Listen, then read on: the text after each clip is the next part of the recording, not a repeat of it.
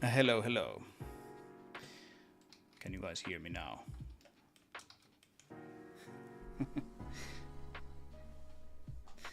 Thank you, Abel, for pointing that out.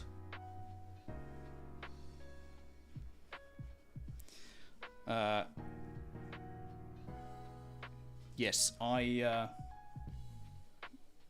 was in fact muted. Well, I wasn't muted. I was just routing my audio to the wrong channel here. But do let me know if you can hear me now, and we can get on with our lives.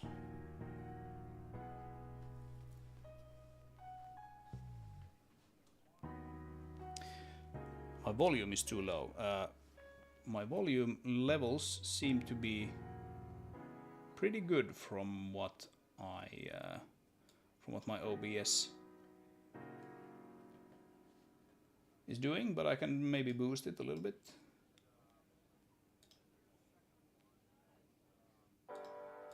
You can hear me. Okay, excellent. Excellent, and thank you for pointing that out. Yeah, it's been a long day, and I didn't realize that I had my video recording set up for audio still active. So typically, when I record a video, I record to multiple tracks. But when I stream, I just pipe it into all of the same track, and so basically I just had a toggle set wrong there. But yes, anyway, what I am doing here is basically trying to take this geometry node setup which we had in the previous level. It looks like this. The geometry node system here allowed me to make a pretty nice and very smooth monorail track here, which does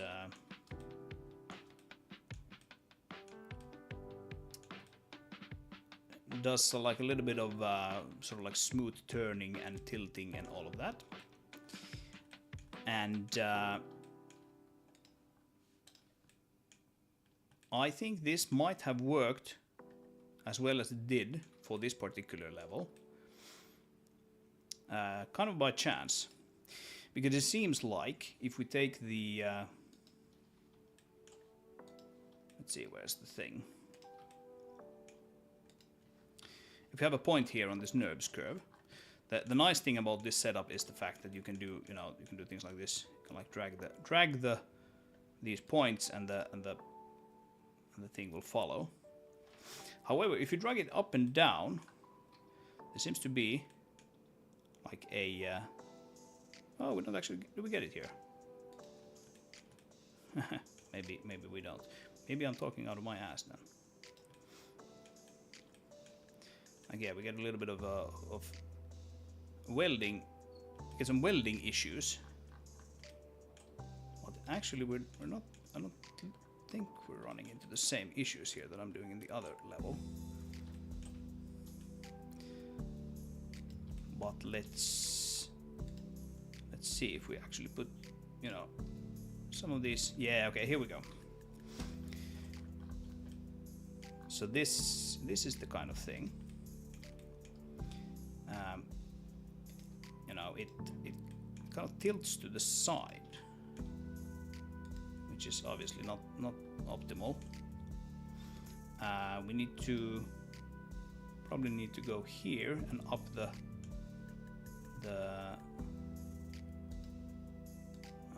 wait a minute.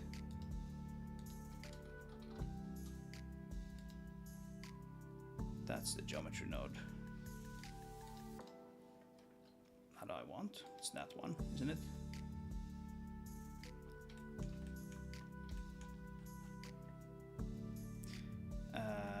Geometry nodes cannot be retrieved from modifier object. What?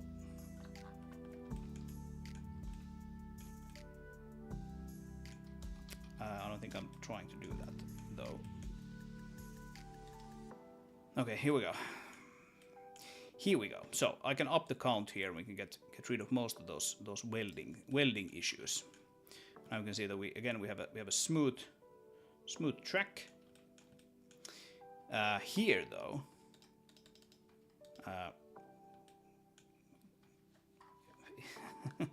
if I somehow get to, come on, focus on that point there. Thank you very much.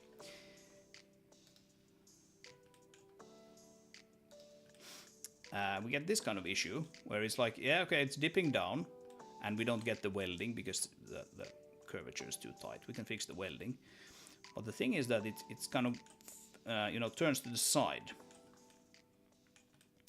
and that's something that I haven't seen in this level, mostly because these sort of turns here have been kind of smooth.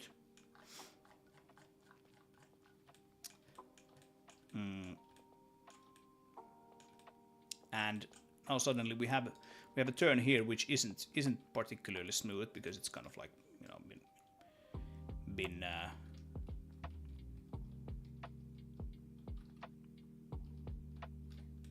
there's been a break in the track.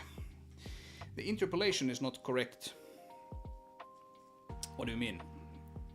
I mean, it's perfectly possible that you're correct, but I don't exactly know what you mean there.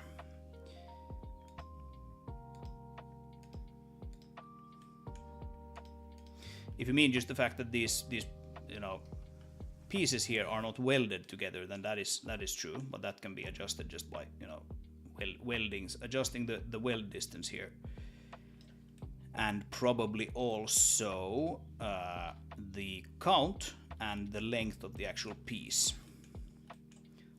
If we don't have it set correctly here, you can see that it kind of doesn't weld the points here on the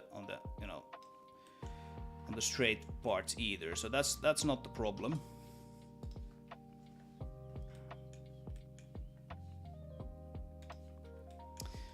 You asked, by the way, before the microphone, about the NVRHI version thing, and yes, this is NVRHI. I did I did answer you, but evidently didn't go through. Yeah, we have the same thing here with the welding. The welding needs to be kind of adjusted for the individual place kind of correctly. And that I didn't know. I didn't know about this kind of dramatic sort of fall to the side. That's interesting, but maybe we can fix that if we go to Blender with the Blender sync on. Let's have a think about it. I'm gonna go and get a glass of water here. Talking so much.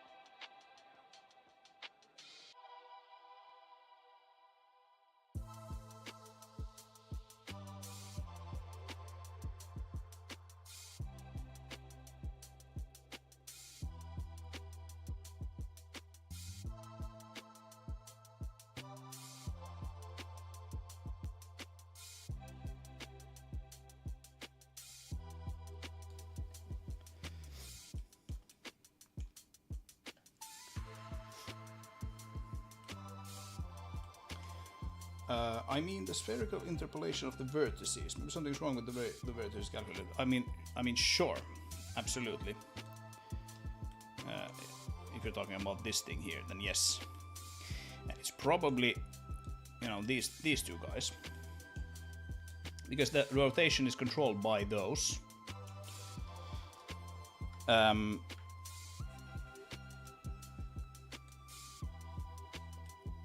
The interesting thing here is that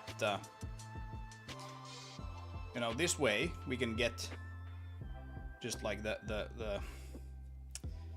what do I want to call it, it kind of follows the curve, the derivative of the curve. I think actually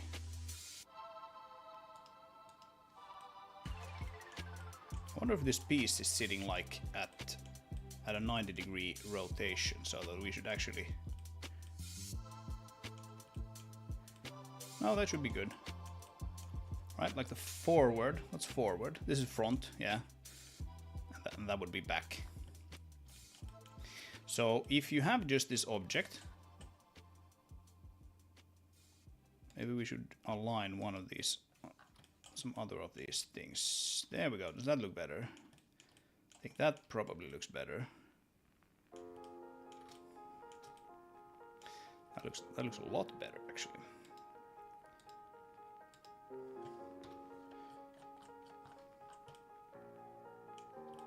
Yeah, that looks a lot better. There's still a little bit of that going on. You can see here that it's kind of turning. But that, yeah, that's actually probably correct now, right? Because now if we take these guys and yeah, look at this. Now it is actually. Now it's actually doing what we want because we have a little bit of a turn here.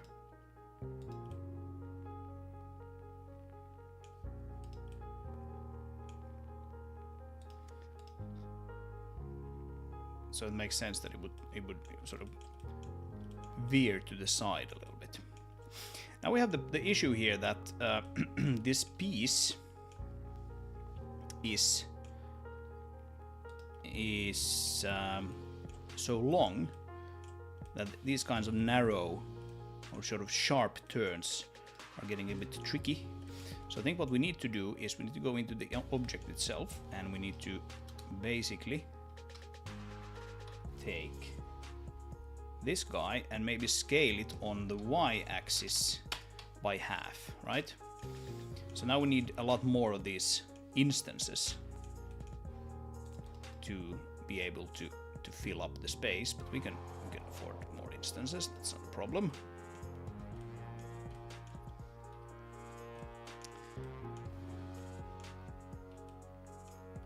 Yeah, looks pretty good.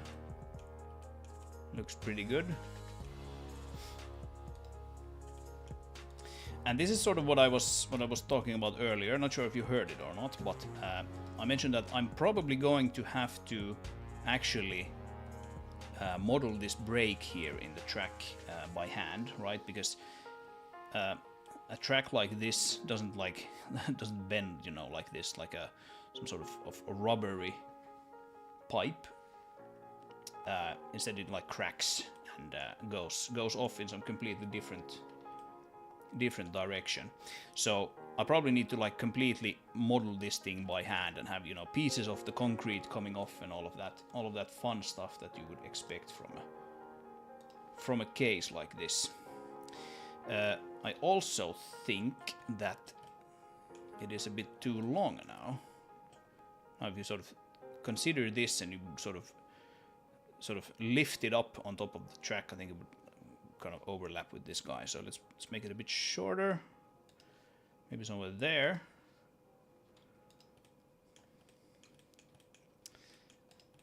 And we made it a bit crooked. Let's not have it be crooked. Something like that. And I think that will be good enough for now. When I do the final model for this, I will probably just like take it, bring this up and merge it together with the other path, right? And then I will do the cracking by hand, so to speak, the breaking by hand, and that will be much better. Okay, let's have a look at this now in the actual level editor. Let's see, do we have any of those welding issues? If we do, then we need to adjust either the length of the object. Yeah, we have a few here. Either the length of the object, the welding distance, or the count. Right, all of those three sort of control the way those things are merged. Other than that, it looks pretty good. But yeah, I can imagine that this thing would cause problems, because that is like the tightest of the tight curves currently. Let's hide the rest and just have a look here.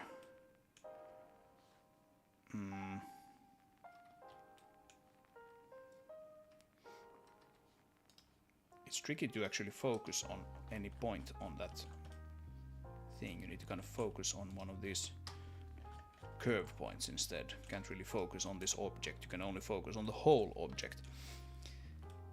Right, so we have 2 of those cases. Let's just see quickly if we can figure out how to fix those. Yes, that gives us more of those issues. So that fixes those, but it probably, yeah, it causes some there instead. No, actually those were probably there from already from before. Right. You might wonder why is it so tricky to actually, you know, get the correct things to be welded, and that is because I would really essentially need to only weld a certain vertex group, right? The kind of end vertex group. If I just make everything weld together, then you can see that the whole thing kind of just like folds. Kind of looks like some sort of snake or something. So that's not good.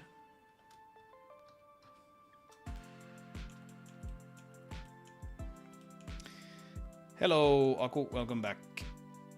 What's going on? Is it morning where you are? Let's see if we can actually... Yeah, okay. Now, the problem with this is now that we have this vertex group here. We can make only certain vertex groups fold or weld, be welded. The problem is that these are the only vertices that we have, right? So we only want, you know, this vertex group to be folded with that vertex group. And I don't think that is possible to do. So that's interesting.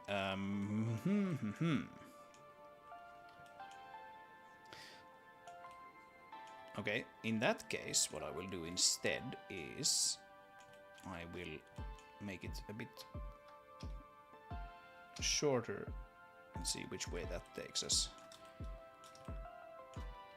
In this case, I mean, it's kind of neither here nor there, because this is still only a white box thing. Yeah.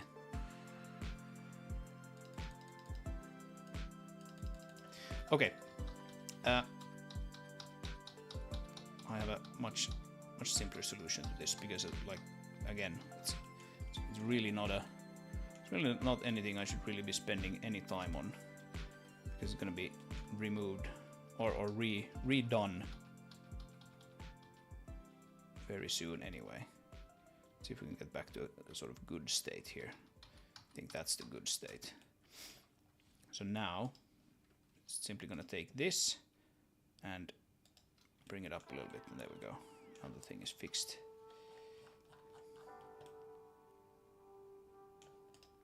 Oh, it's almost fixed. Now it's fixed. And that will be good enough for the white box face. I mean, we don't even have end geometry there, and I'm not going to put end geometry there, because then I would need to do complicate this setup a whole lot more. So I'm not gonna even do that.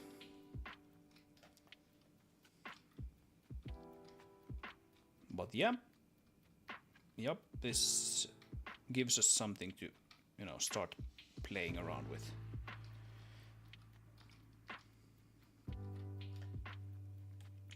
And then there should probably be like some sort of pillar there.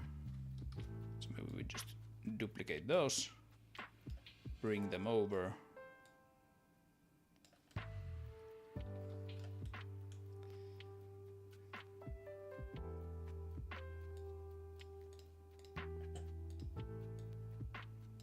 have to adjust that thing then when we have the cliff here modeled. But that's good. Now we have a system where we can like very easily, you know, go in and make changes to this thing. So if we wanted to take a different path, we quite simply select NURBS path, and then we go and modify this guy. And yeah, again, it will break at the very tight corners, and I'm sure that can be fixed, but I am not going to spend any time on that. But that's good. Okay, so let's save this as... save a copy of this. And I'm going to save it probably on the desktop just as Blender Sync target, like so. We can cancel that edit. Because now we can do the same thing here. We can add another of these quick meshes. Let's add it maybe around there. Bring in maybe 100, a little more, 120. That should be good. And now it should be super easy for us to do this. Unless I mess something up. Okay, let's turn on the random colors. So now we can append from the desktop. Blender Sync target. Object. I think we'll probably want both of those. It's gonna be something that we want to replace pretty soon anyway, but it's fine. For now, let's keep it as it is. I'm gonna actually delete that guy and then rename this one, and then the Blender Sync system will kind of realize that okay, this thing is the one that we actually want to bring into the level. And let's create the helpers collection. If you're wondering what the helpers collection is, it's a collection that the Blender Sync system won't throw away. So like normally if you use Blender Sync, it will bring the object in that you're actually modifying, and it will bring in any surrounding objects. Any other object it will essentially throw away, except if you put them in this Blender Sync helpers collection. That is kind of the way you can signal to the system that hey, I actually want this this thing to be around. I use it, you know, while developing this thing. Please don't throw it away. That sort of deal.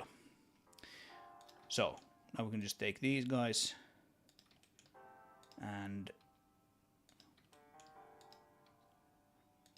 distribute them here.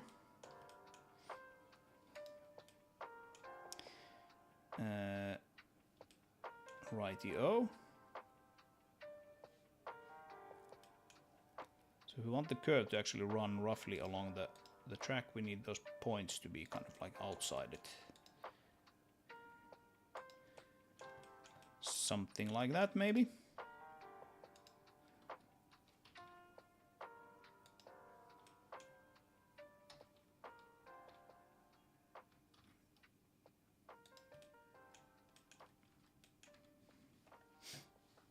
Something like that, maybe.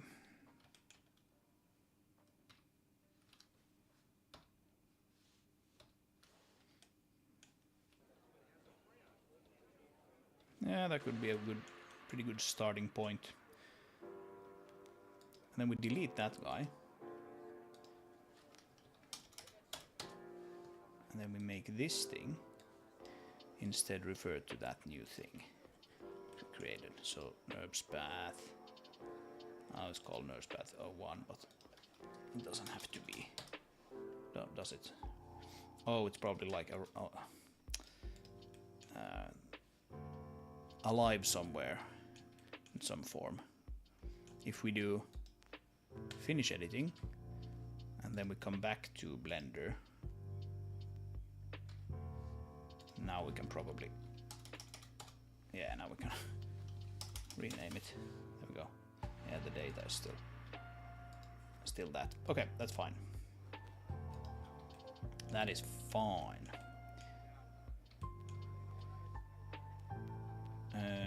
Let's do the surrounding objects.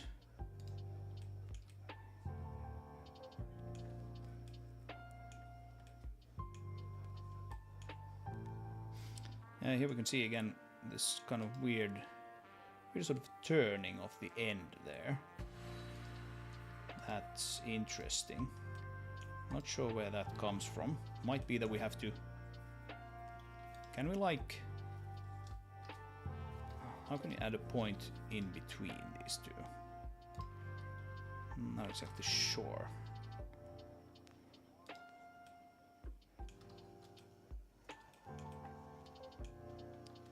I think the problem here is the fact that these are not on the same level, actually.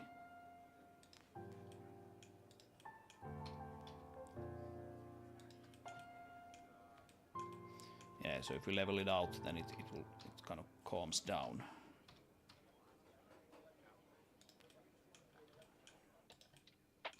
A lot.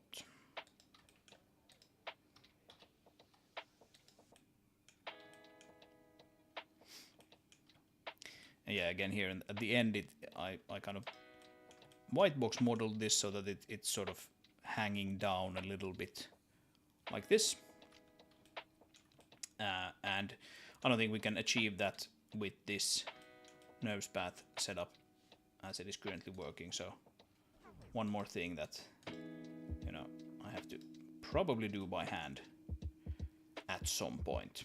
I can maybe see what happens if I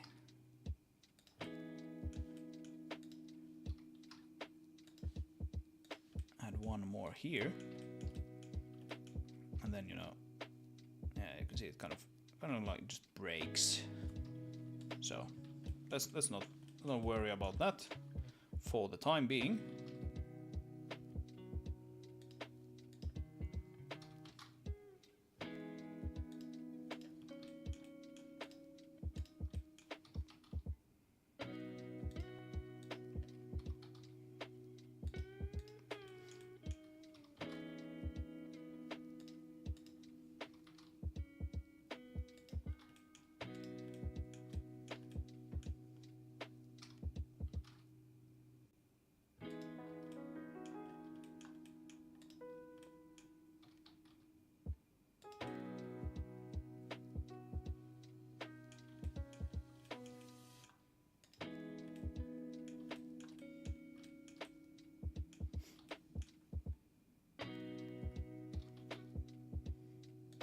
Yeah, I haven't quite designed this part of the level yet, so I'm not exactly sure how this is going to kind of continue here, but maybe we can just drag it off there.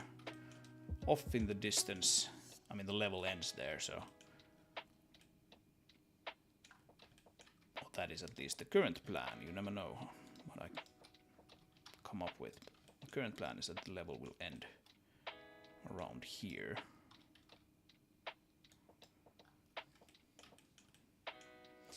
All right. That looks pretty good. And again, we can take away these other things. So let's see. These are probably all belong to that thing.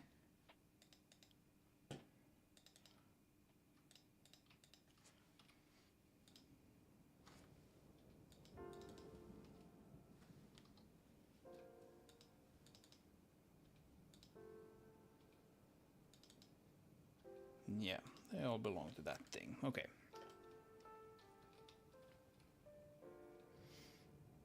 Okay, we have some welding business,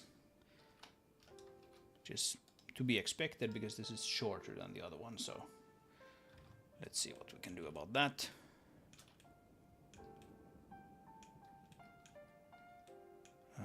Do we not have? I think we do. Let's see if we turn on wireframe.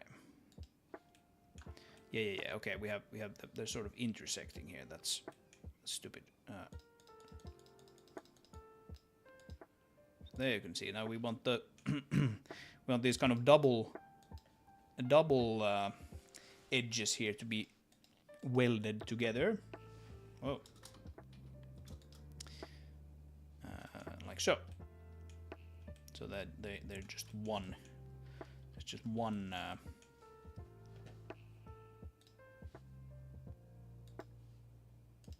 One edge there between those. There we go. That should fix those things that kind of looked like welding issues here in the engine. Alrighty then. And again, let's put on another material. Do we have some? I think that's a little. Maybe it's fine. Maybe it's fine. Let's just have it paste. There we go. All right. All right. So that was a lot of work. But now we have a slightly nicer looking monorail thingy. We could maybe put in a few of those supports there as well. But I think this looks nicer because the super crude white box version wasn't very nice. That weird shadow there is probably coming here from the fact that we have, yeah, it's that thing. this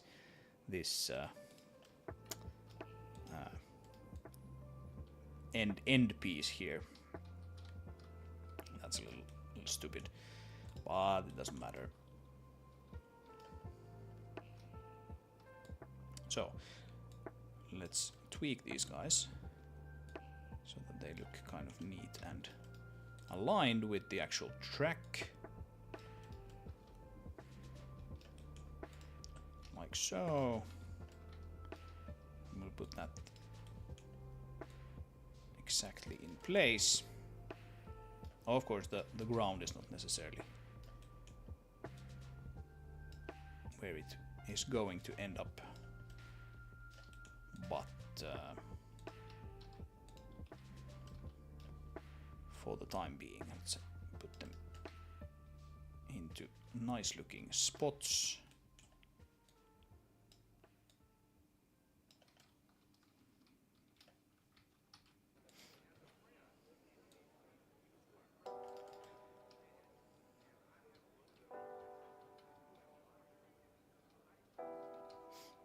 Yeah.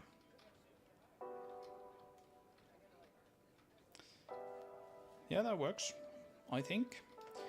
Maybe we'll continue this small ditch or depression here all the way through to the end there, right?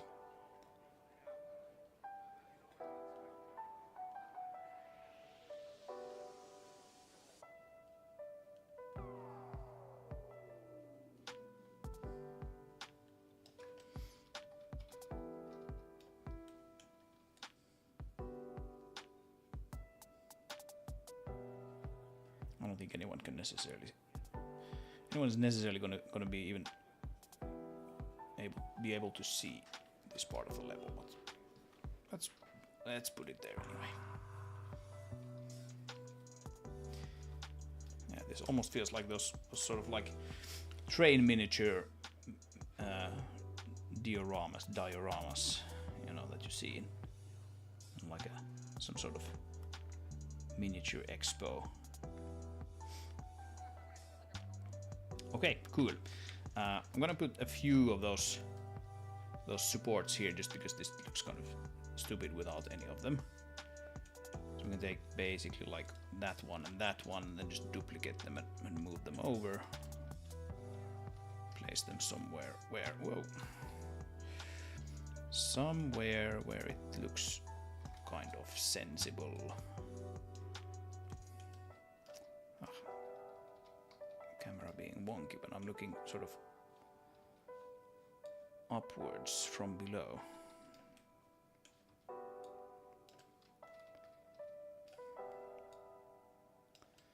Yeah.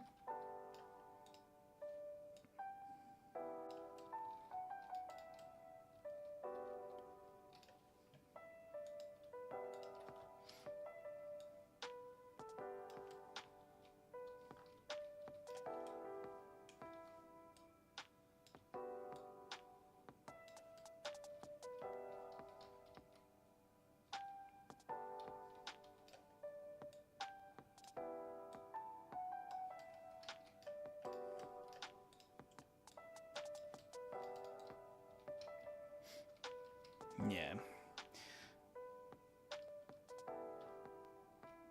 Maybe a third. If we put in a third, then first of all we might have enough. Might have all three that we will need here.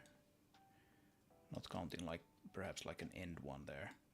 But also if we put in three, I think we have basically the same distance between them as we have there on the other side. So that just makes it look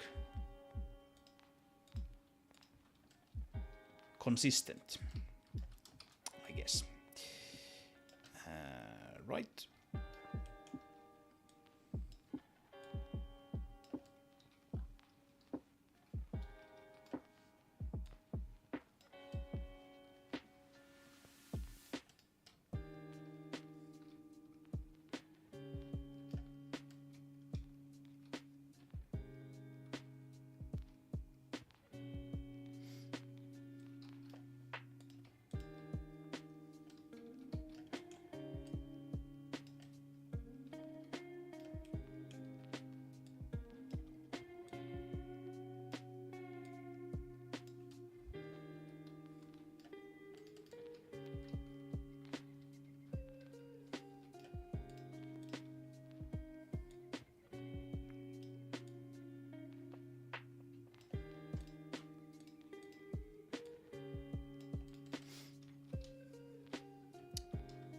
Yeah, something like that. And we'll figure out the end there when we get to it. There's supposed to be sort of like a terminus.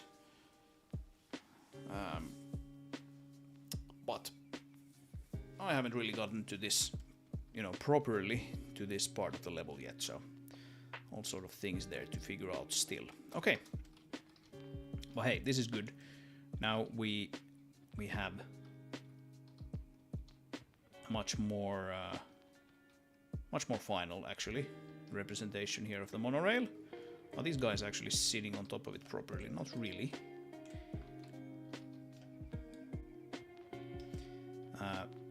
Like in the other level, where we actually have functional monorails and everything, these guys are kind of like snug on top of the thing. There's not a whole lot of space in between car and track. Something like this, maybe.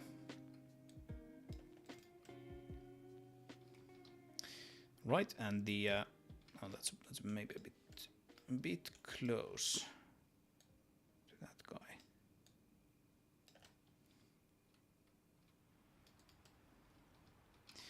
Yeah, that's probably fine. Of course, the idea here is that those three were, connected, and then the thing broke and one of them fell down. That's kind of what I'm trying to convey here.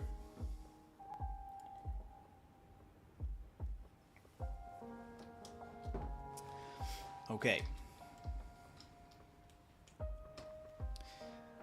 We can maybe play the level a little bit to see how it feels.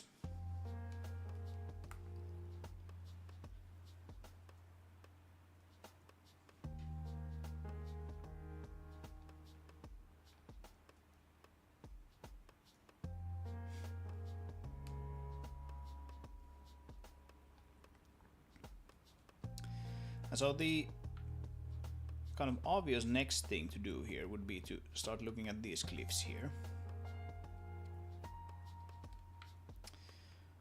Because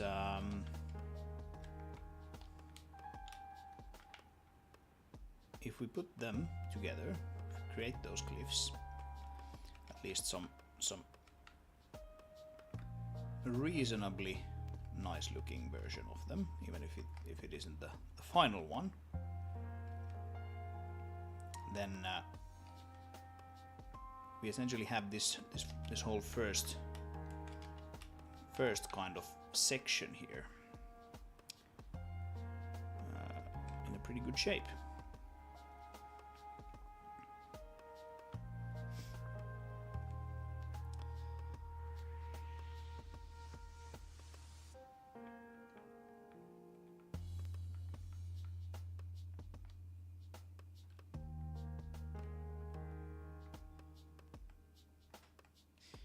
Actually, let's make sure that you can actually drive through the tunnel with the mother vehicle, because that is specifically not supposed to be possible, and I haven't actually tried that.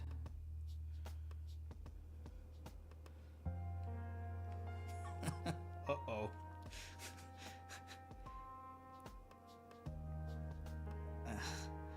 Yeah, this is a little bit of a Halo Warthog situation where, like, if you're tenacious enough, persistent enough, you might be able to do it. There's gonna be some extra objects and things that are gonna be added to this tunnel still, so it might be even more difficult than this, but this is maybe a bit too easy currently, even though it's not easy. I feel like this is something that some players are gonna manage, so we'll quite simply have to make it a bit tighter, I think. But we'll see. We'll see.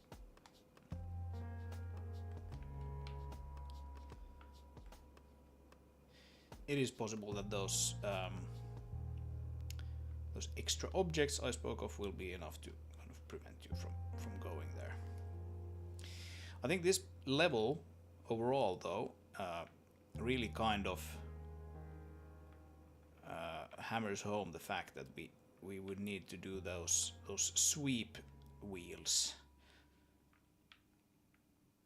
physics sweeps rather than raycasts.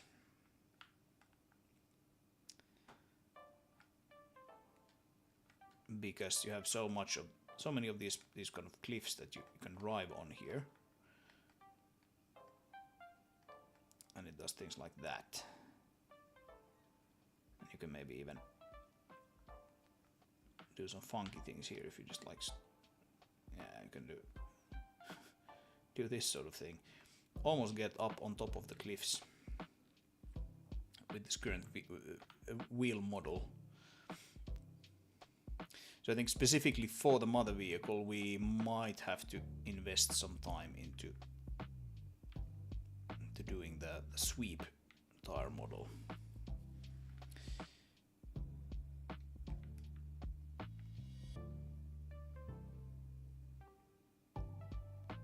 Using the new physics vehicle SDK.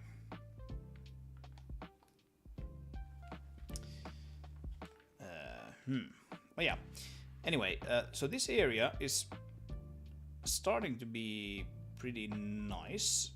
If we're not counting the things that are here, like below the cliffs, that are not supposed to be drivable, playable.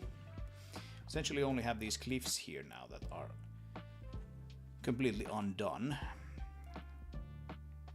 So maybe it would make sense to continue doing the cliffs. Like I said, I started doing this cliff, or I've done this part today. The tunnel and everything, it looked just like this in the morning. And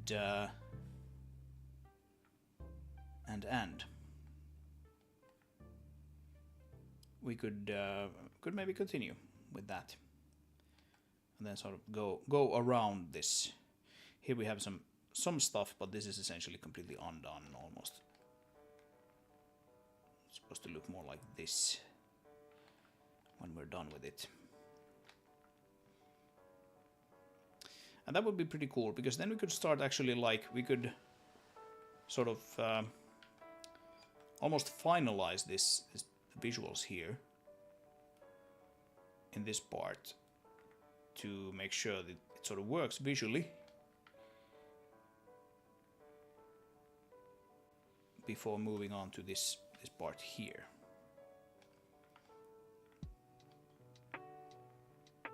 And that might be kind of interesting.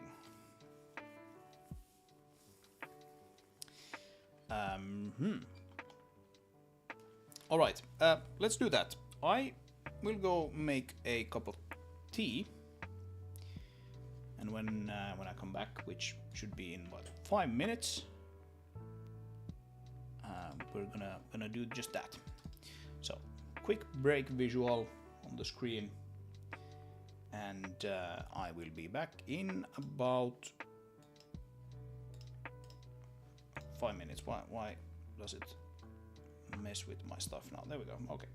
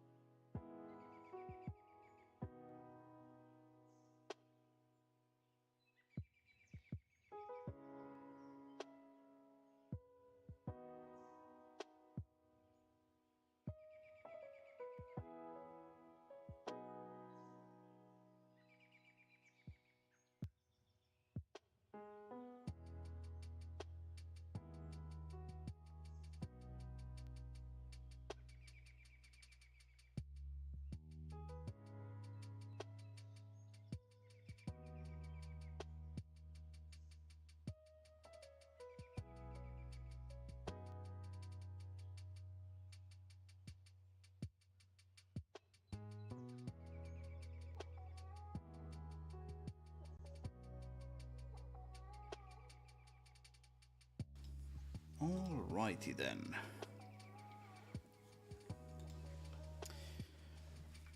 We are back. Back with a vengeance. Maybe things will go a bit more smoothly now. With a fresh cup of tea. Rightio. So this thing here, this piece of cliff, is supposed to be sort of like a separator between these two kind of compartments of this level. So we have one compartment here, and then based on some stuff that happens in the mission, this area opens up. So it's very kind of it's very different than the previous level in the sense that it's much less open, much smaller, and sort of gated. And that means that this needs to be high enough so that you can't just lift yourself up with the crane. Let's play this a little bit and make sure that the height, the like overall height of that cliff there is, well, that the cliff is high enough, shall we say, that you can't actually lift the scout vehicle over it.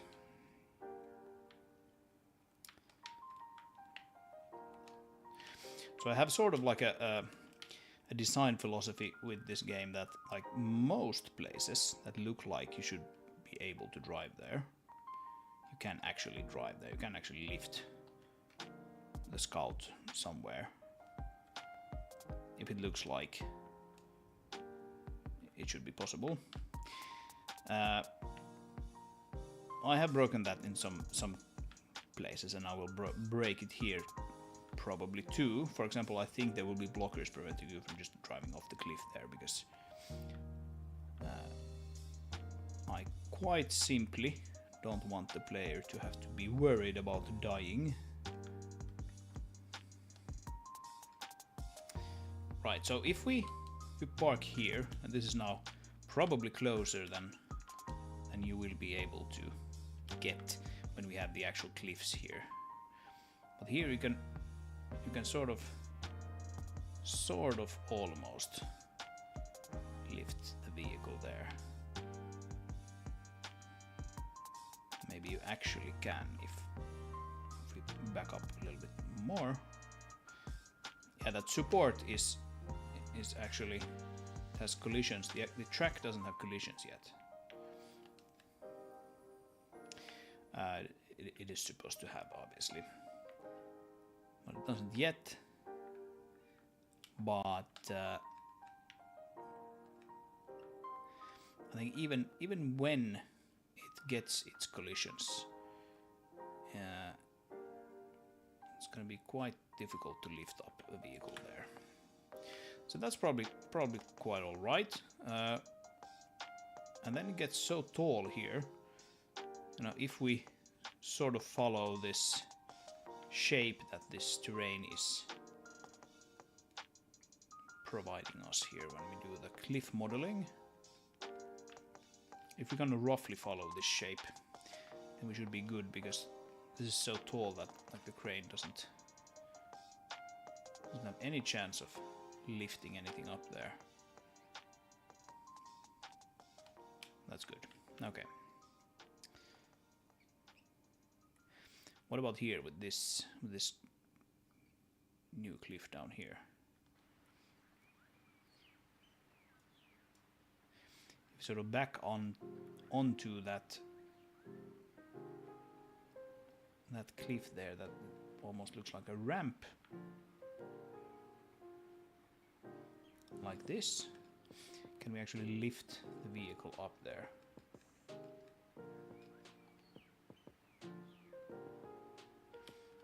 I think we might be able to. It's not going to be easy.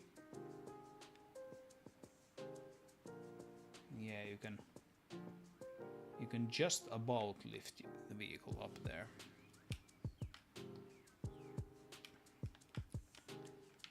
And then if it is actually possible to drive up there, I don't know. You can probably get unstuck up there with the unstuckifier. It's kind of tricky to make that happen. The thing is that even if you manage to get up to this level, you immediately have this next level here to sort of block you. So I think we're pretty good. I'm not super worried about that. Oh, that actually needs to be fixed. That looks stupid. Let's fix that immediately. Edit in Blender.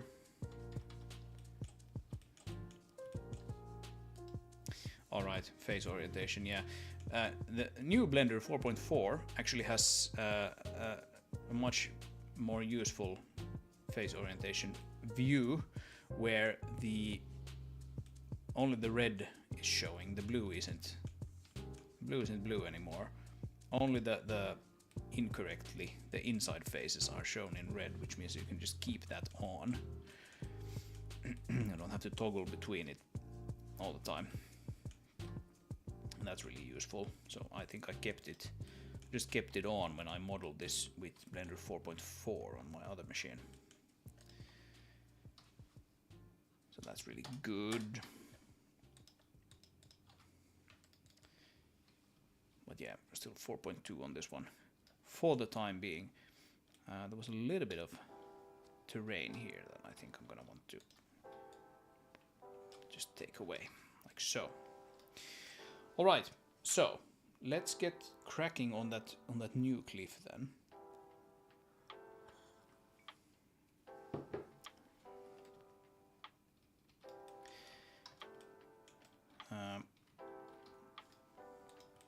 This is a pretty big piece here.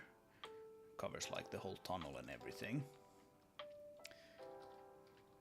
Maybe we'll want the next piece to be essentially everything, including this little depression here for the monorail, and then it ends kind of here when this cliff starts to rise up.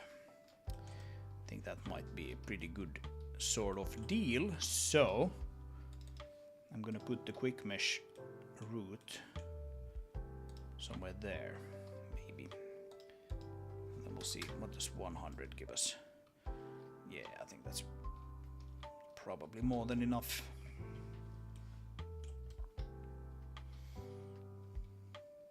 Let's do a little bit more if I get inspired and do something that sort of reaches out here, which I kind of was thinking I might. I can maybe do that in the same thing, same object.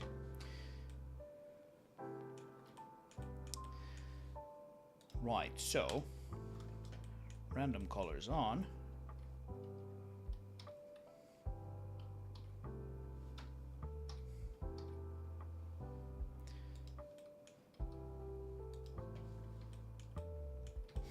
And how do we want to actually do this now? So what I could do is maybe rotate this a little bit.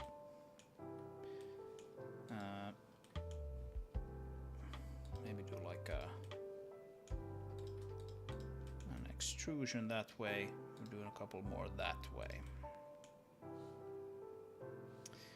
And then I'll just take this and scale it upwards and downwards. And kind of like start fitting it here with this overall shape that we're kind of going for. I think actually the top ones we can just basically rotate and like move a little bit to make it sort of roughly fit. I think that is probably gonna work.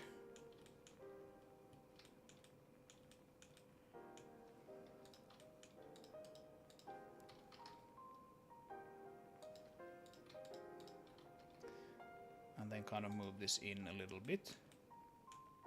So I want to have sort of like a base shape here in the background, so to speak, which kind of makes up the bulk of this thing.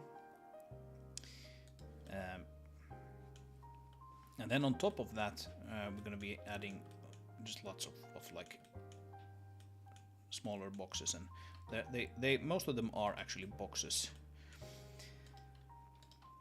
just straight up boxes that we then deform.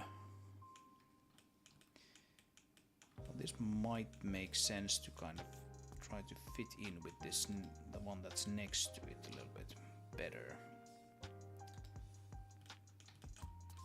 That might make sense.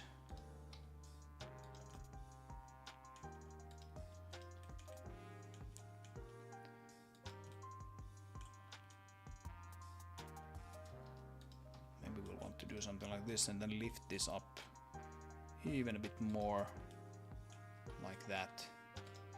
I kind of want to think about like a little bit of directionality when you're doing cliffs like this. Sort of like a directionality going this way and out into here. Same thing with some of these other cliffs here, that you have sort of like these lines that are like kind of following each other. And here's sort of like an arch, and so we have like another one there. I feel like that gives pretty good results. And here we have like a few of these kind of boulders almost, and they're kind of leaning to the right. Right? You don't have a boulder that then suddenly goes off in the other direction. Same thing here actually. You have like almost all of these lines are kind of like leaning to the right a little bit. That tends to look pretty good and natural. Just kind of like how the rock has cracked many thousands of years ago, and so on.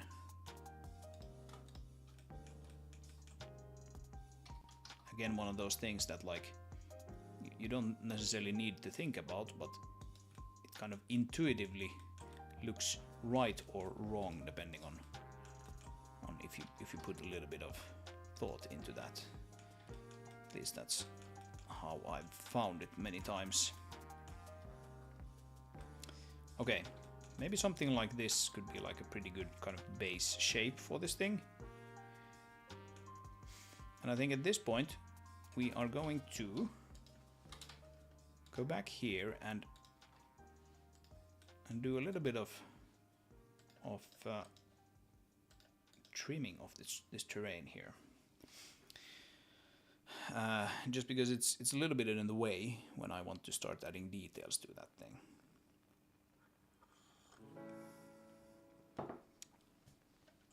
So let's trim it down a little bit. A bit more strength there to the brush. Just like that level maybe.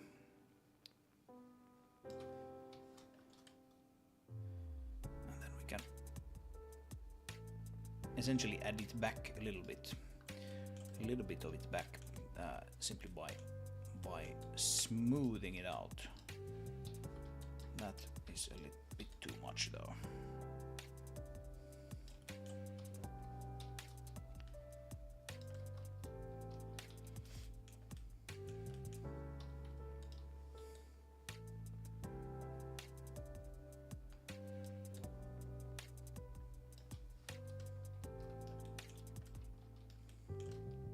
Something like that, and maybe we can leave this kind of piece of terrain here on the top, at least for now. It can be useful to have a bit of terrain poking through in places. But yeah, I think that's a pretty good base shape. I think we want to do something about this end here though.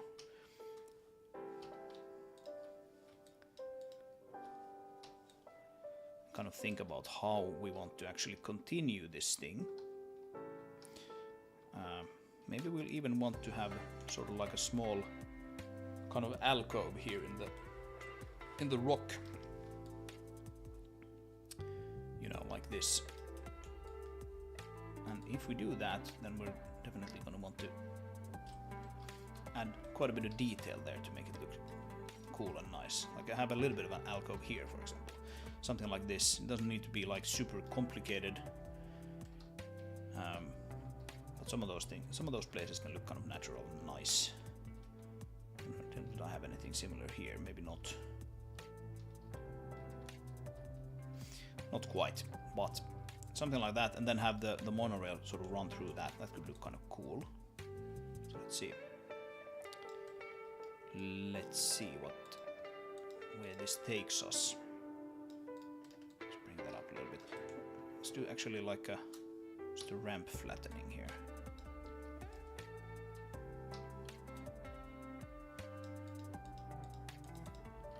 It gives us sort of like a slightly longer ramp up of the terrain height.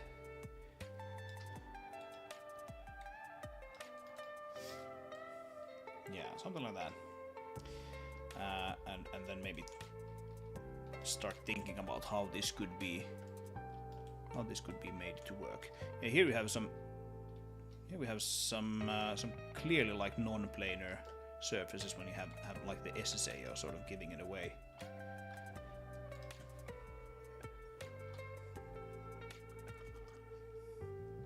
So what we can do is we can quite simply make planar phases and then just ramp up the iterations quite a lot. And some of them get a little bit wonky. That's typically not a problem at all for cliffs.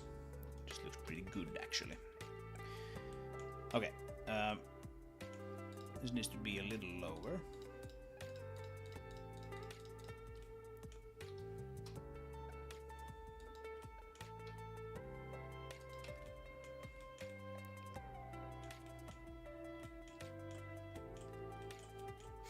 Something like that, and then basically just boxes. Boxes, lots of boxes.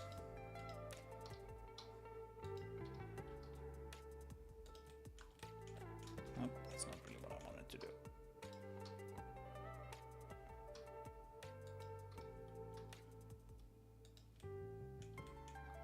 Actually, maybe that's the wrong way. Maybe it needs to be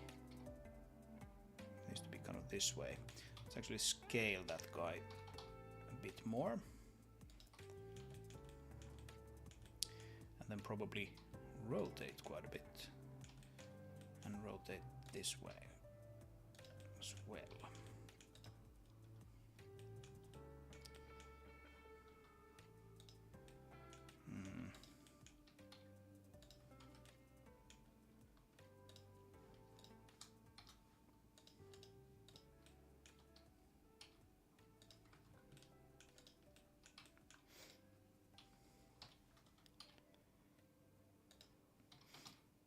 And when doing cliffs like this, like if you don't know exactly what to do next to make it look nicer, I find that the answer is almost always add another box. Just take what you had,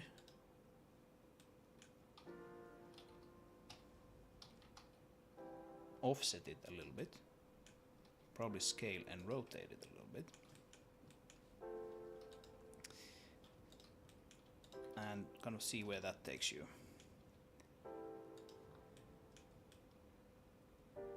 Quite often actually gives you pretty nice results, surprisingly easily. Just thinking about the directionality a little bit, stuff that I mentioned.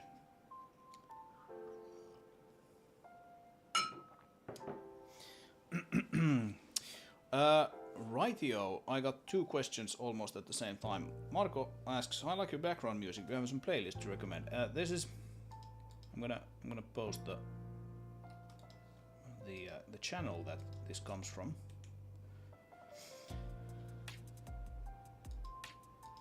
So it's called the Relaxed Movement, and these guys have just like a lot of videos that titled something like 12 hours of copyright-free music. a little annoyingly, they contain almost the same songs. They're just sort of in a different order. And that is a little annoying because it's sort of made out to look like it's completely new music when it's not. But at least they're in a different order, and I mean, the music is serviceable. So you can find all of that stuff on the channel. And then Xluxy asks, quick question, what do you use for drawing your editor UI stuff? Kind of looks a little bit like Unity. If you mean this thing here, this is just WinForms, Windows Forms, good old Win32 stuff. So nothing special about it really. And yeah, I guess maybe it looks a little like Unity. I'd say it's probably looks a little like most game engines, including Unity.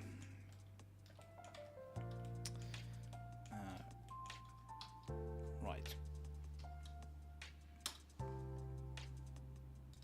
Bit more planar face stuff, and if we now bring that back, we can see that we got rid of those, at least pretty well, those kind of annoying ghost SSAO artifacts, or whatever you want to call them.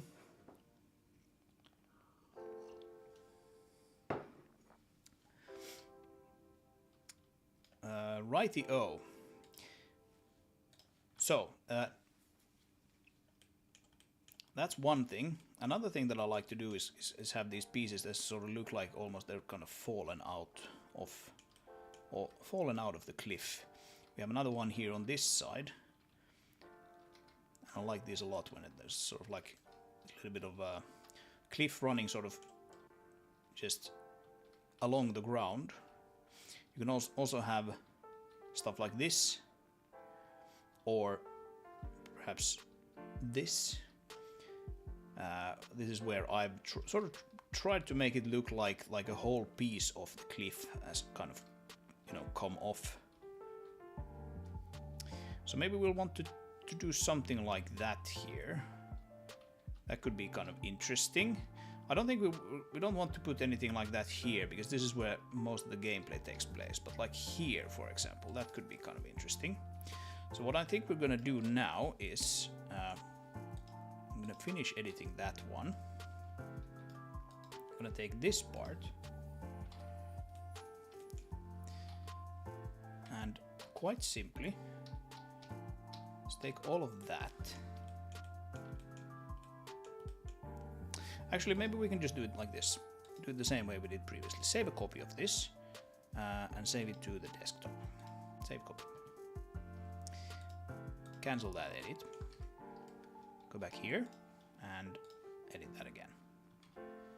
And now we can append that other object like this. And we can see that it's actually a pretty tall object. We can throw it in the helpers collection so that it's not let's call it like other.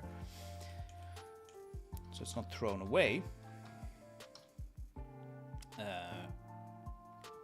And move it off to the side. Let's move it off to the side even more. But right now, I'm interested in those parts, and probably even maybe that part. So we separate them out, and we come on. Oh, I mean edit. There we go. That's why I keep doing the wrong thing there.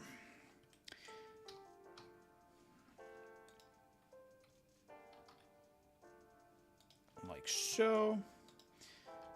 And we can merge these two together. There we go. And now we have this piece here.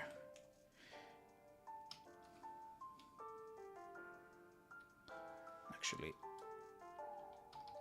let's select that and invert. We get all of those, and we can scale it up. Scale it up.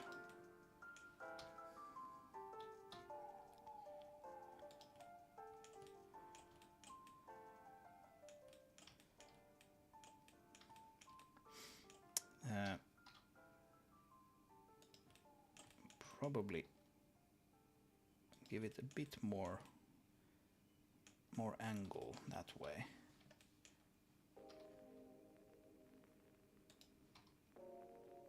Make it fit there in the piece somehow.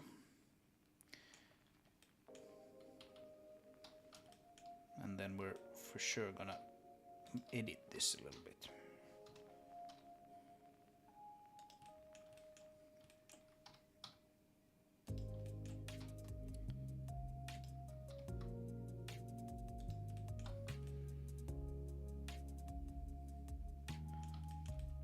Something like that, maybe.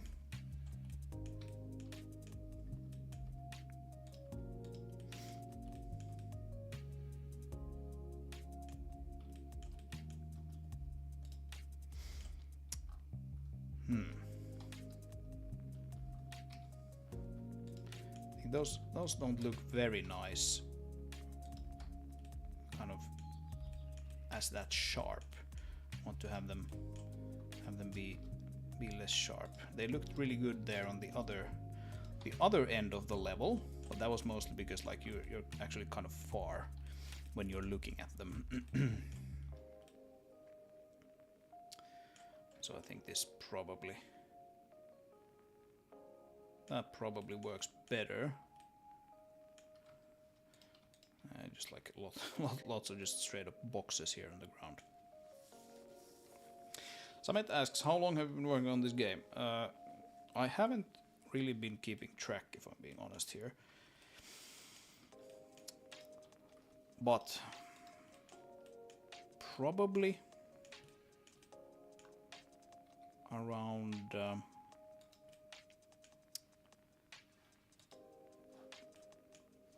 I think this summer it will be 2 years.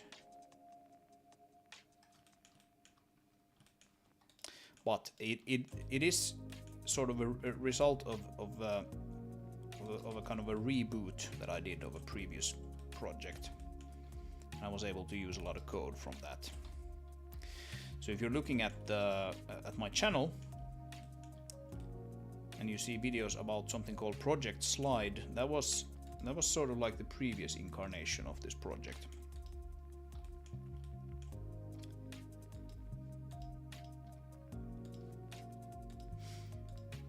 And that one had like combat and things like that. It was also a car game.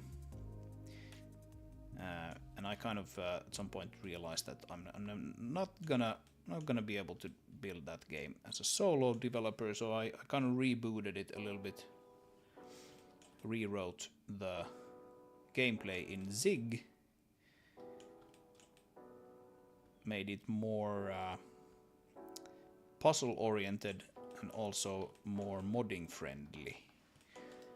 Modding friendliness is kind of relatively recent addition, so you can't actually mod the game yet, but I think I have some pretty kick-ass tech support for modability there. And you can play the game actually if you want to. There is a pre-alpha 1 version which you can play, which is admittedly a pretty old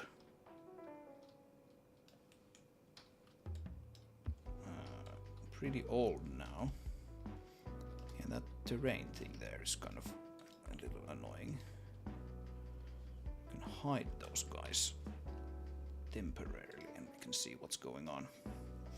I see that you're doing all of the engine stuff by yourself as well. Yes. Yes, for better or worse. I am doing that.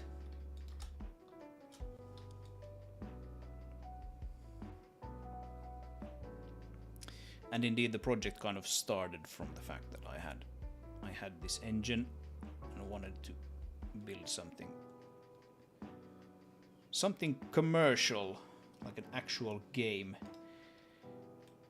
rather than just making prototypes. Something that I've been doing for a long time. And it's been a whole thing. making a game, as I'm sure you can imagine. But yeah, if you want to play the game, if you want to play a version of this game, then for this very early version, the pre-alpha 1 version, I ask you to join the Discord, and you can find the link there. And you're free to play the game and share it with other people, regardless of if they're on the Discord or not. But I decided that I'm gonna keep the initial version kind of a little bit under wraps, just to see how it runs on people's machines and if there are any big gameplay issues. And indeed there were, sort of both technical and gameplay issues. Relatively soon I am going to make the Steam page for this game public. I can already make builds for Steam, but I haven't made any that are like publicly available yet. And so if you want to wait a bit longer and get a more polished version straight through Steam, then you're absolutely welcome to wait.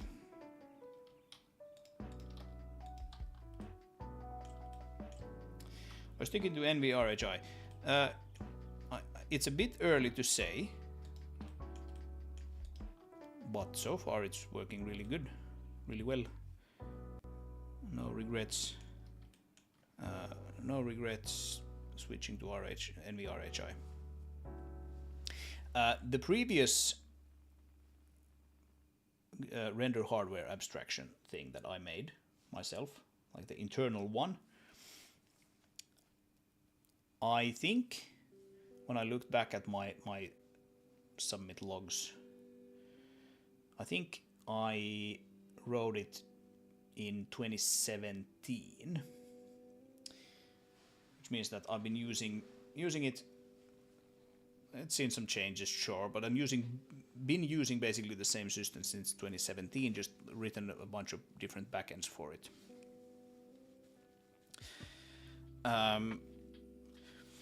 Which would mean, 8 years or so. So switching a render hardware interface is not something that I do very lightly, if that makes sense. It's not something that I do every year or so. I got,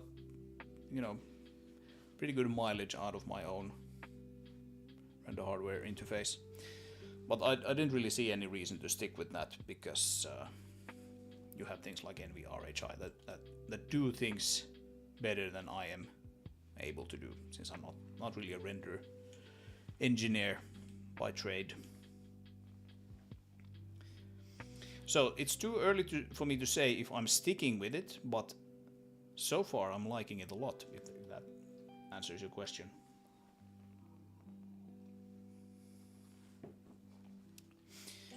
And yeah, all of this is NVRHI. So it's pretty nice. All right. What do we want to put here on the top? Or shall we say, like, what is the next step here in this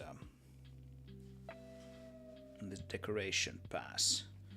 This thing. I'm looking here through some of my reference images of cliffs. You don't want to make them too sort of messy or busy. Like, oh shoot, that's not what I wanted to do. If we look at this, I think this might be a little too busy. Actually, I got kind of excited about just adding small rocks and nooks and crannies everywhere. This might be a little too busy. I haven't made up my mind yet. I've actually simplified this quite a lot from what I had at some point. We don't necessarily want to do that, and we want to be sort of you want to have both kind of really big sort of flat surfaces and then like small details as well.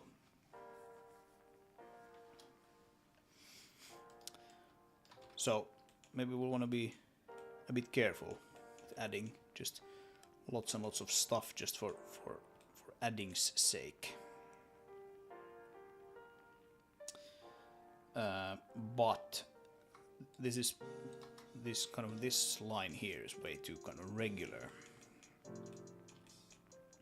for my taste. So we need to do something about it. And maybe we'll start from this guy and duplicate them, put them up there. Just kind of start messing with this a little bit and see what we can make happen. I'm currently working on my own game engine as well, and I can't say it's open source. You can always add more stuff to it if you want to, such as Metal Sports Songs Rendering API. NVRHI is nice. Yeah, it is nice. I'm a little bummed that I didn't find it sooner, but then again, I don't think it's been open source for very long. I mean, we're talking years, yes, but not like, I don't think it's been available for like 10 years or so. So probably wasn't available when I did my own thing.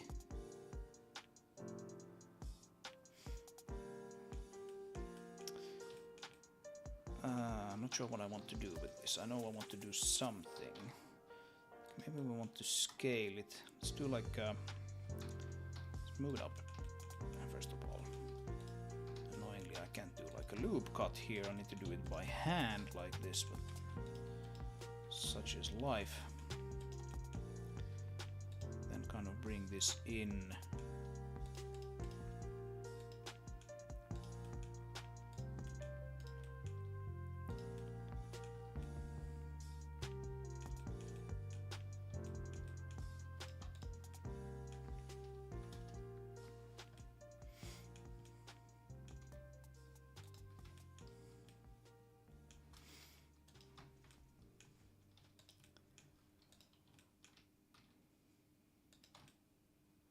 Something like this, maybe. Again, sticking with the theme of you know, directionality and all of that.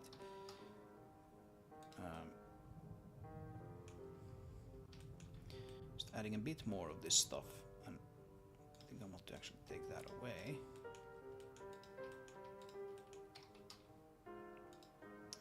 I hope NVRHI will get bindings for other languages soon.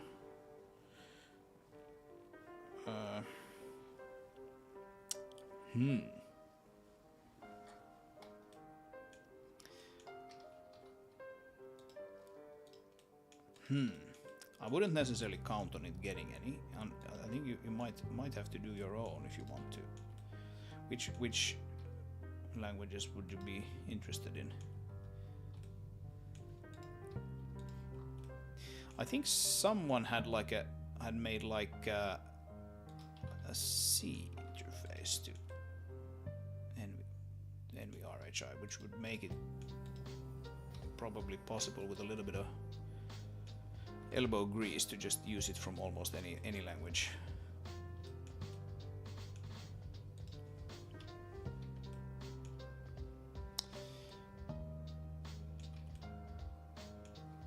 But I mean, it is a C++ library, and it doesn't try to shy away from that fact that it is a C++ library.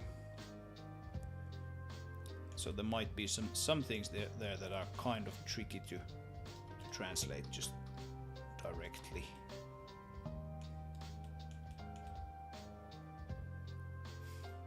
Yeah, this is starting to look kind of interesting, I guess.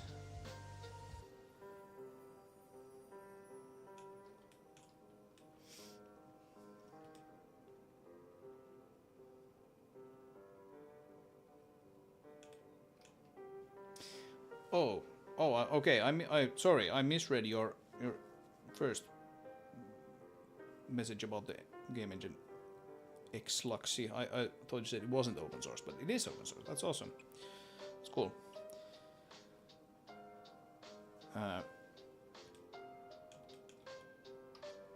Yeah, open source tools for making software is really good, and it's.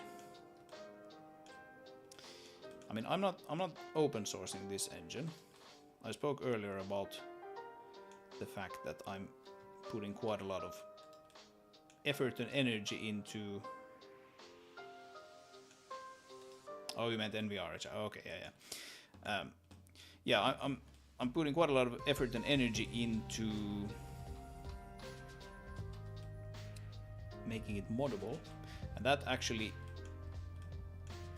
kind of forces me to open source, or not open source necessarily, but release a pretty significant part of my SDK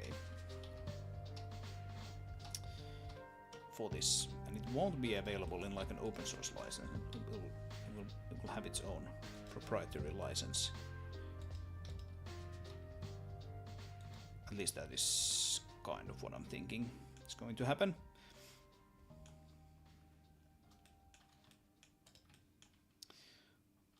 But if you're making a game or just like an app, a tool or whatever, and you're working with something that is completely closed sourced, I'd be a little wary of that.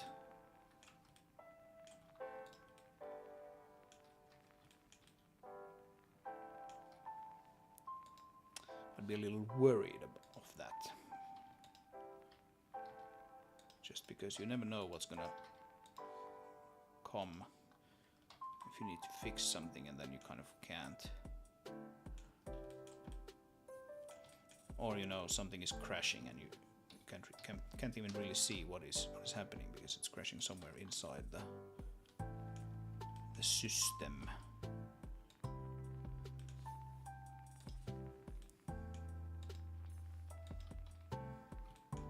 But yeah, the fact that NVRHI is open source is really great, because that means that you can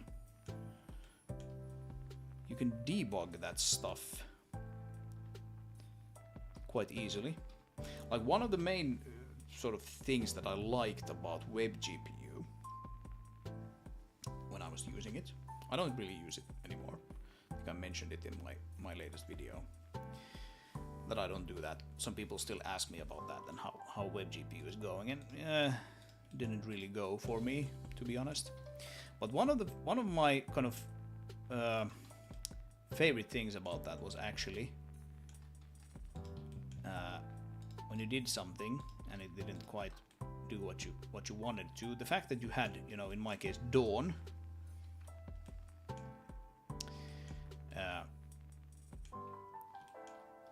And you could just step into it. The fact that you have like a graphics API, effectively, that you can just step into and see what it is doing. That's super helpful. I mean, obviously, eventually you're going to encounter the native API, right? Your Vulkan or DirectX or Metal or whatever you're running it on, and you can't easily step into those necessarily. Maybe you can do some of that stuff with Vulkan, I don't know. But you certainly can't step into the Direct3D runtime, and that can be a big problem, actually. If something goes wrong and you can't quite figure out what it is. And you get a little bit of that with NVRHI as well. It's not as complex as Dawn, thankfully. I like it a lot because it's really simple, and the code is really clear in many cases. But you can step into it when you're doing something, and if it's not, you know, behaving as you would expect, you can step into it and see what is actually happening, and you can quite often get some hints from what's going on there, what is actually what it is you're doing that you're doing wrong.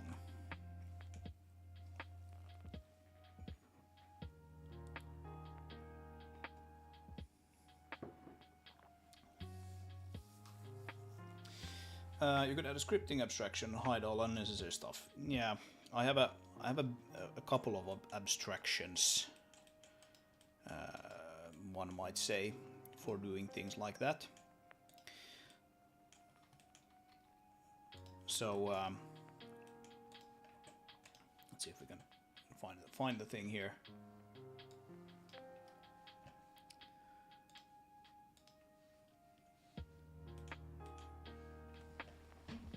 So here's a mod that I made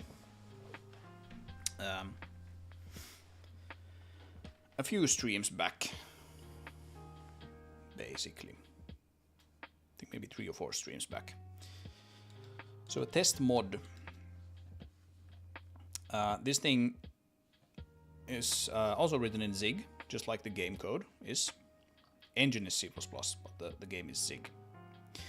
And so there's a build script. It links to a bunch of modules that do various things. I can maybe make this a little larger for you guys. So you have, basis is the engine itself. Trampoline is kind of like the launcher. It's not really used for anything by this mod, but it's just here in the list anyway. Goofy is the UI library, Timbre is the sound library, Nemo is kind of like mission scripting and general world facts. Merlin is particle systems, VHL is vehicle helper library, GHL is game helper library. These are just like random things you might want to use. And then Fuzz is like a fuzzy logic library. You can use all of these from your mod. This mod doesn't do anything particularly interesting, but you can add a component here, just like you can add components to any of the game object types, right? That you have. Like if you look here on the vehicle, for example, this guy just has like a whole bunch of different components here. And you can also script an object here, just directly in the editor if you want to.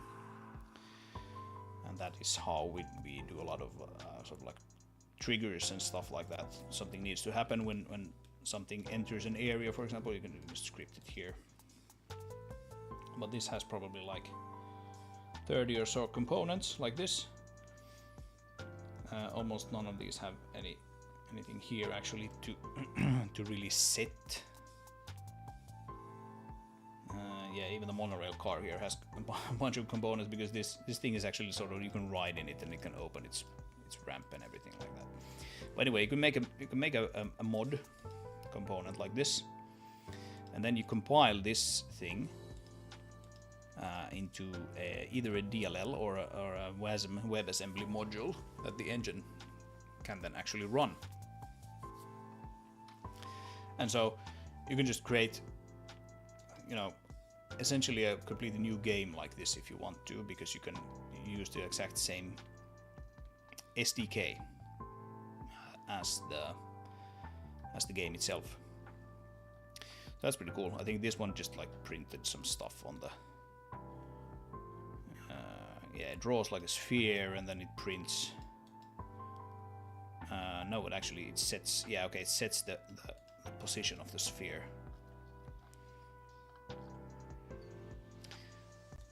And there's some propagated stuff. Yeah, this is purely like test code. But essentially, this is the same sort of SDKs that I use for just about everything. So test mode component. If you go into means, which is the game itself, this one has just like a bunch of different things. So you have the crane that goes on the back of the big vehicle there. We have it here as somewhere, if I can find it, cargo crane component. And it's a very same kind of component. This just does like a whole bunch of things. So it should allow you to script sort of in air quotes quite a lot of stuff without actually doing scripting. Scripting in the basis engine is done essentially just so that you can add logic to a level, logic to data. That's what scripting is for in the basis sort of terminology. But I guess you can kind of consider those scripts as well, especially if you are compiling them to WASM. And the whole WASM thing is, of course, so that the mods can be safe to download for anyone. You don't have the whole Minecraft situation where like a lot of the mods had like spyware and that sort of stuff in them. I don't want that kind of situation to happen.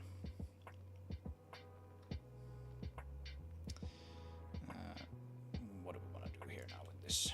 Not exactly sure.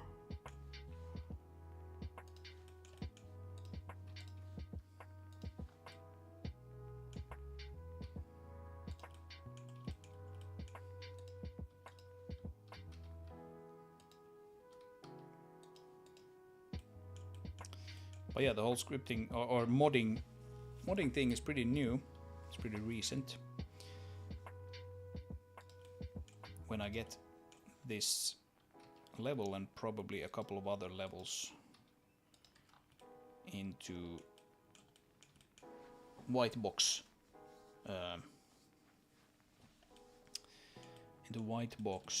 shape, my plan is to really kind of solidify the modding system so that people can actually try that out and see how they like it.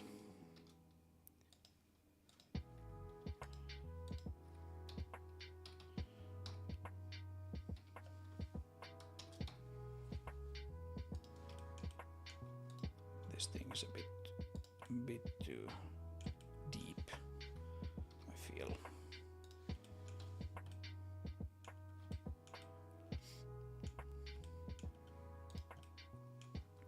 Yes, I'm kind of contemplating here if I should just leave parts of this actually like really kind of undecorated almost. This is kind of busy. What if this wasn't quite that busy? Would that be a good thing? I think it might be.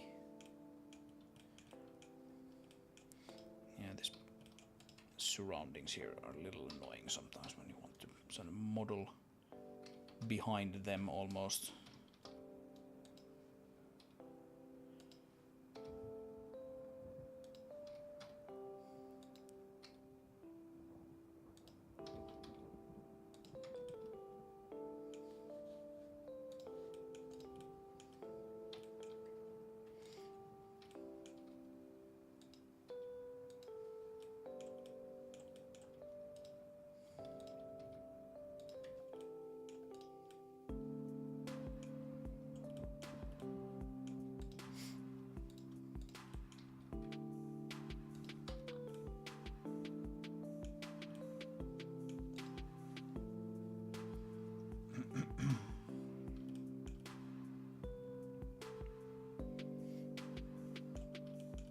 Something like that.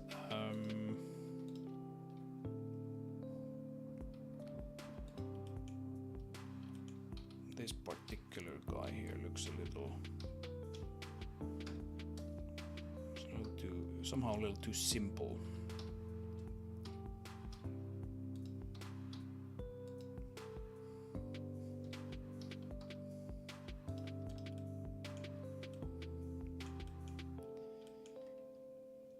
Something needs to happen here.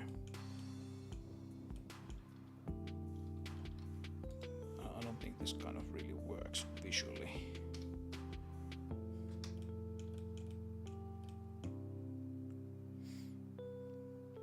Somehow.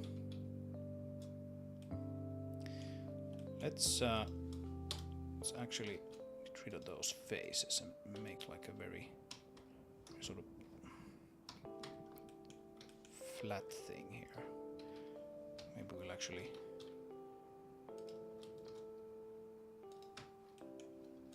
add some edge loops so that we can add a little bit of shape to it. But again, we don't want to necessarily want to keep it. I don't want to necessarily bring it out here and like right under this, because this is a place where there's going to be a lot of gameplay taking place.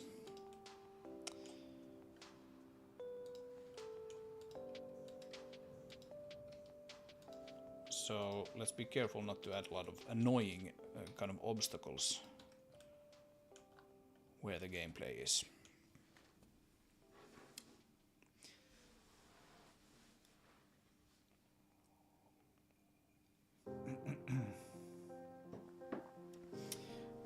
Scripting reminds me that I still need to clean up some of the initialization code. Right now I support Lua and C#. Illustration is nice, but it needs reworking. What do you use for C#? Just out of interest, is that like is that some sort of mono integration, or do you do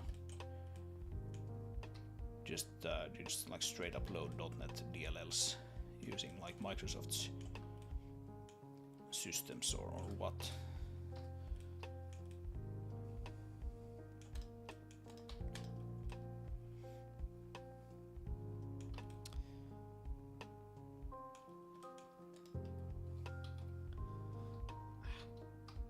Come on. There we go.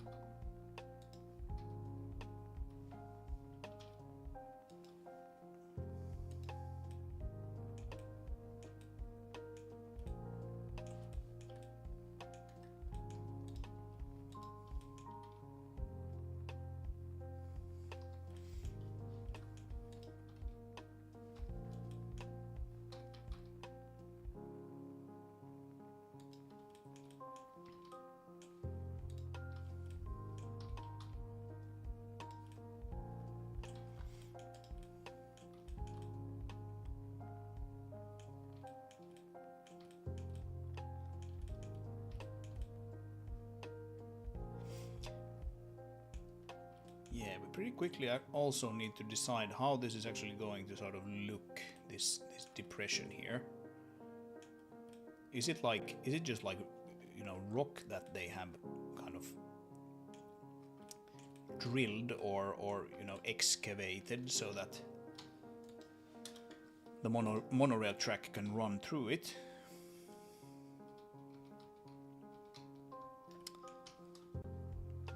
Or what is going on? Or is there like a natural depression here that it kind of runs inside of?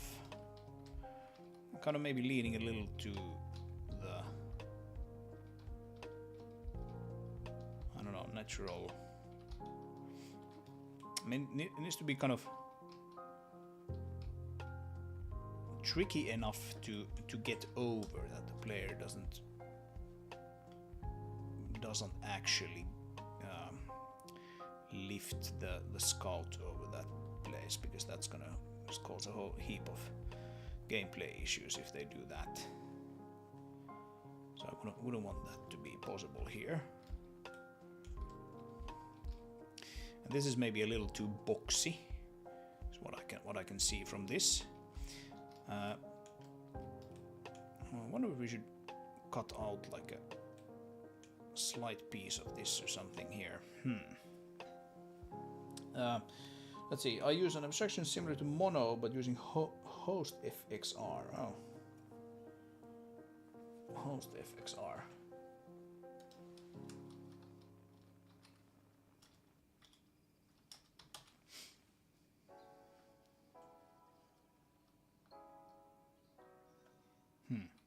Okay. Alright, well, yeah, similar to Mono then. Sounds good.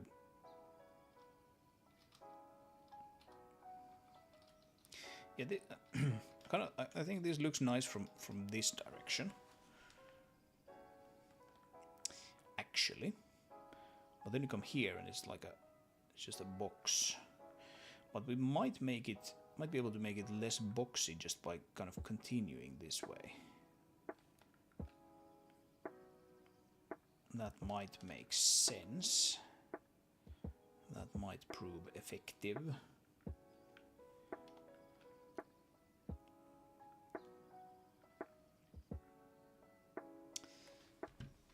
Yeah, maybe we'll just do that. I'm gonna actually now here I'm going to basically just almost erase this terrain, piece of terrain here, so that we can get a good look at what we need to do to put some cliffs here. And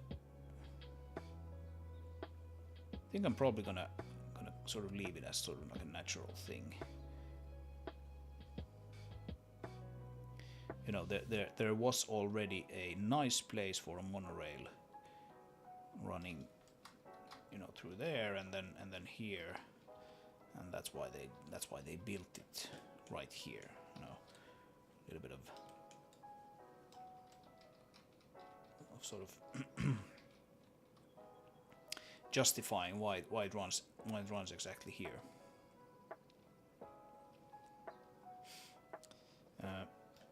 Right, so what we can do now to make it a bit easier to work with these things in Blender is we can select this and we can merge by distance. And if we merge by distance, then we can select just the terrain and we can separate that out. And that means that we can hide the monorail, but we can keep the terrain here. It's kind of neat.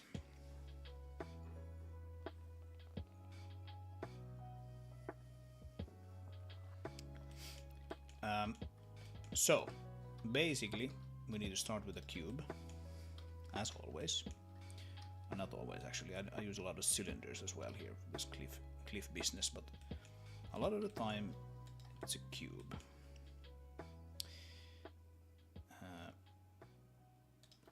And how do we want to actually sort of, how do we want to do this now? Maybe something like this. That needs to be brought down into the ground, and then we'll just extrude that there.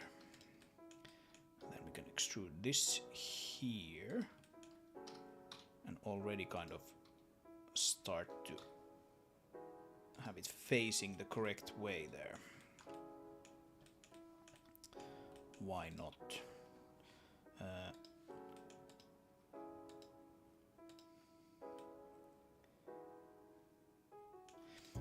Should that actually...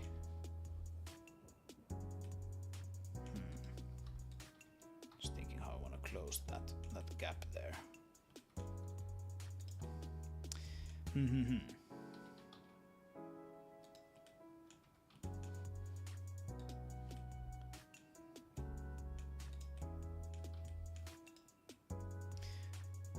I think maybe we'll actually leave it like this. I won't do like the other side here, because that will then be the next sort of cliff piece. It will be modeled separately. I still want to kind of figure out how this is going to look here on this side, and then we can kind of use that as inspiration for the other side. Maybe extrude just a little, very little. And I'm just trying here something. I'm not really sure if this is going to work out. Actually, I don't want to extrude it here when I can do it in a different way. I can do it in a way where I quite simply basically duplicate that and then just scale it a whole lot. And by scaling I mean just make it smaller, a whole lot smaller.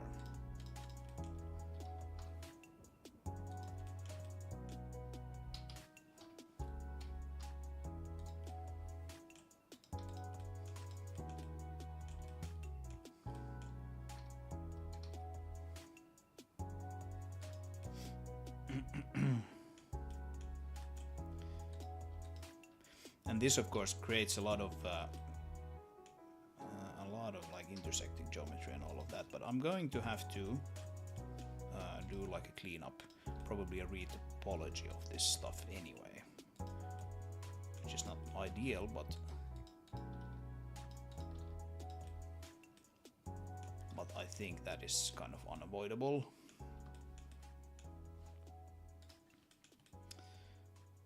Right. So it looks kind of like this. I'm gonna have a quick look here at my references again.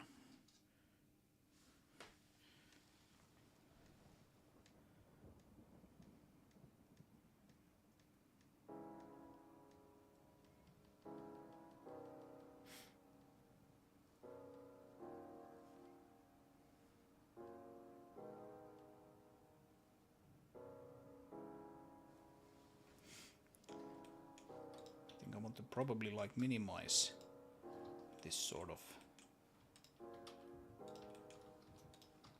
very sort of what do you call this? It's kind of like straight overhang. Let's try to, oh, not that. Let's try to instead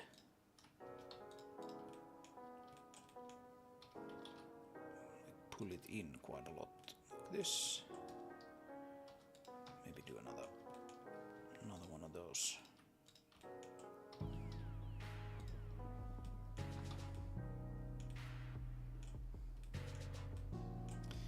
I wonder if we actually want to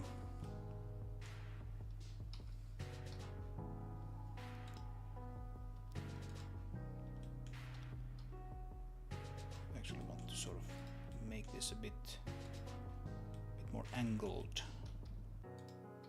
one way or the other.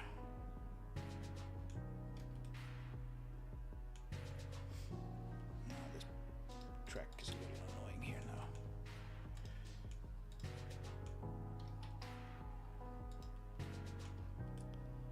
Something like that, and then we'll do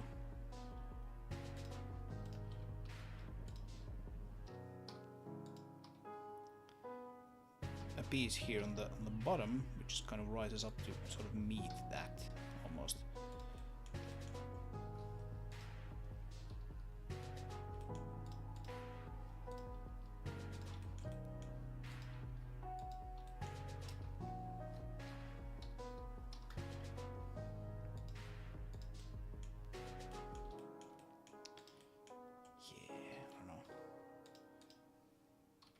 This is just quite simply testing things, seeing what kind of works visually.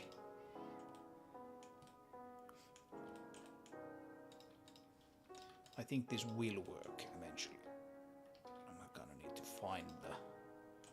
find the thing that will make it work.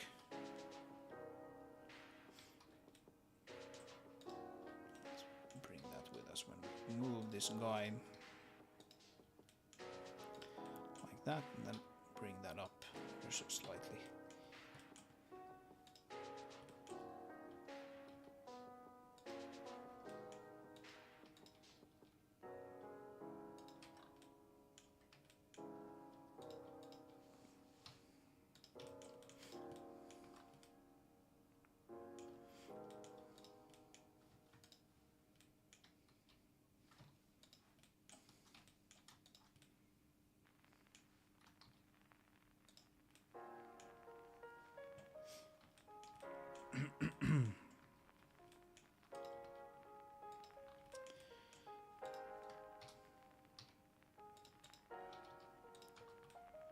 Yeah, there's a lot of just like trying stuff out here and seeing what kind of.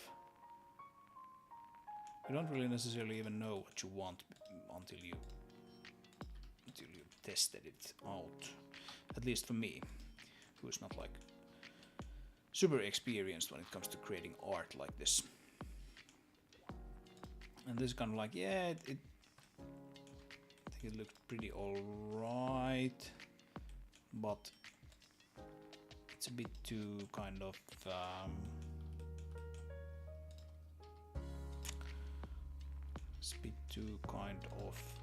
regular, maybe, right? It's a pretty regular looking sort of piece, this thing here. So probably need to make it less regular. Do you make a game similar to Ex Machina? I don't know what that is. So not knowingly, but maybe unknowingly. But no, I haven't heard of that particular game.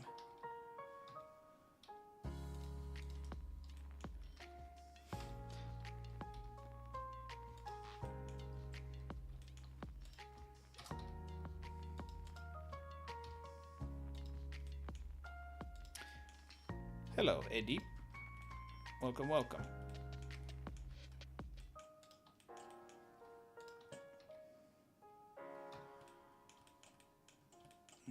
Right, okay, so that thing is now shining through there.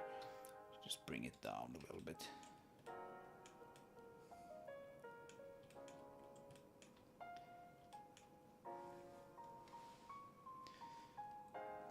Yeah. It looks maybe a little unnatural. I'm not sure I need to stress all that much about it. I think what we maybe can do here is add a few cuts to it.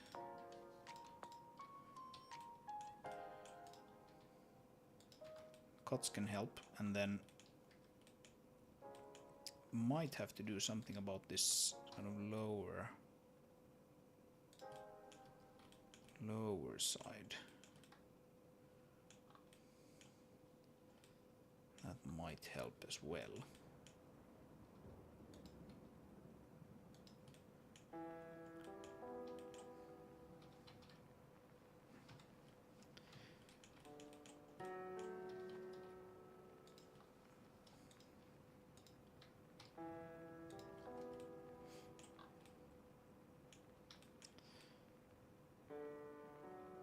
Sometimes these things just don't work out and you're gonna have to figure out something else, but kind of I want to believe this is gonna work visually.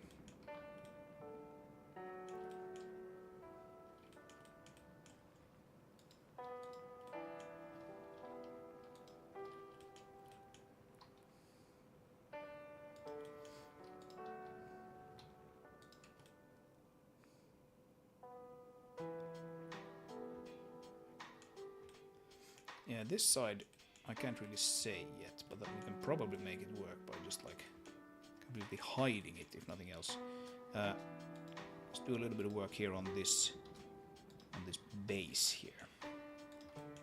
Not a whole lot, but a little bit.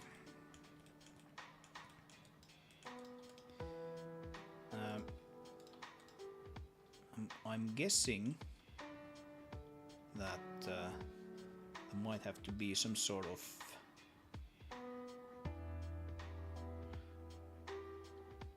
support there, or is there gonna have to be some sort of support there? Maybe we don't need support there per se. Yeah, there's quite a bit of ground clearance there. Actually, what we can do then is another thing that I kind of spoke about here previously. Cylinder. Bring that down to like 7 maybe. Make the radius pretty large. And I think I'm gonna start by actually adding a face there, so we can make this a bit less regular. Let's bring that in, and then I'm gonna start fitting this guy and various versions of this guy into places.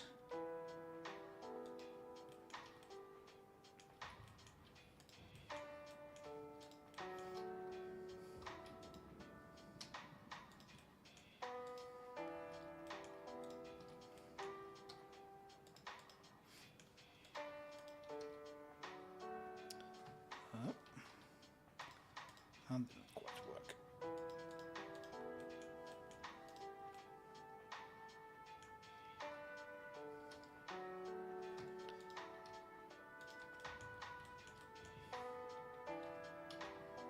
Yep, something like that.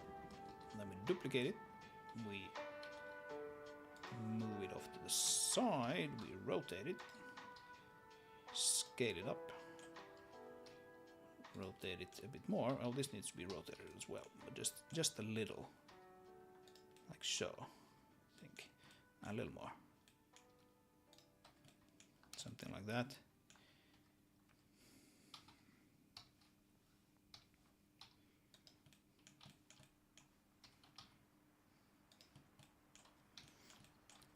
Something like that. I think we need more loop cuts in this direction so that we can make this a little less boxy. This way as well. Oh.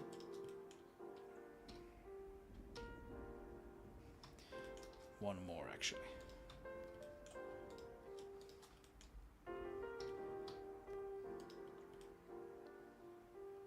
Yeah, let's not concentrate all that much on that side, but a little bit we can.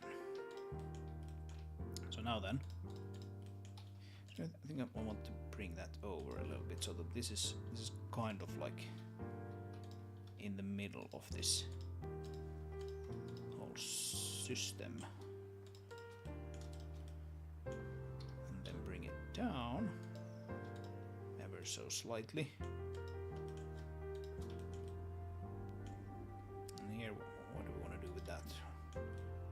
Some more irregularities, I guess.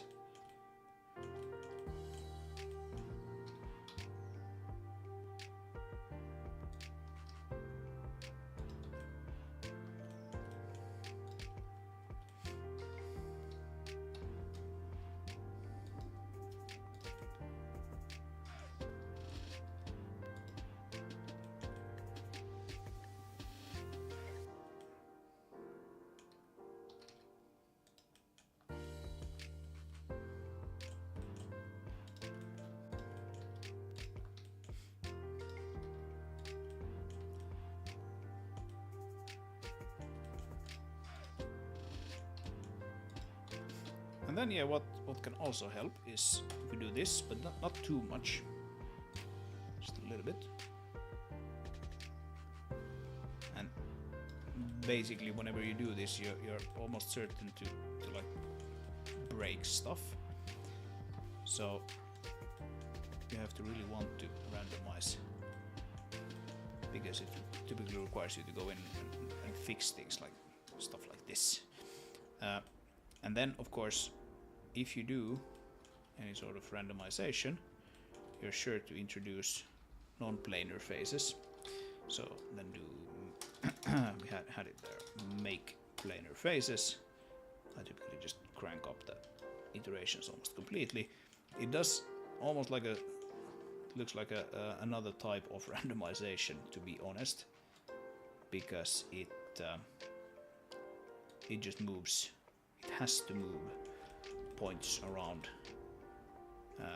not necessarily randomly, but like almost looks like they're moving randomly because they're sort of based on the initial random that you did.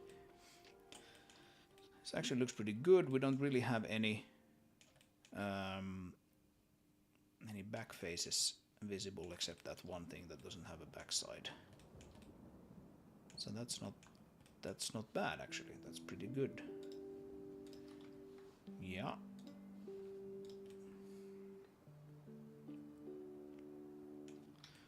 Yeah, this could work. This could work, I think. Maybe we want to do a third sort of lump of something here. We can take. I don't want to take that. Let's just create a box.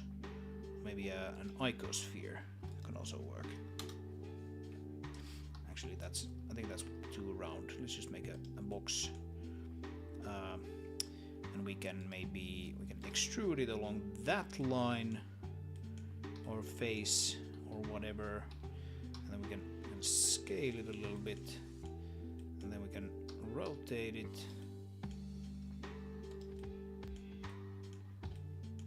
Something like that. Bring it down.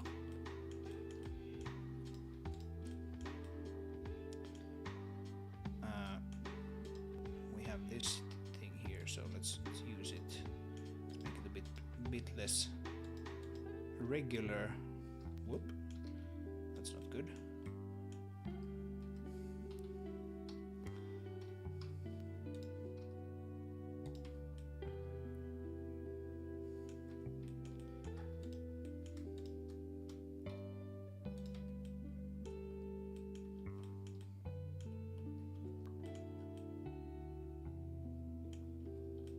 That's a little strange. That's a little strange, if you ask me.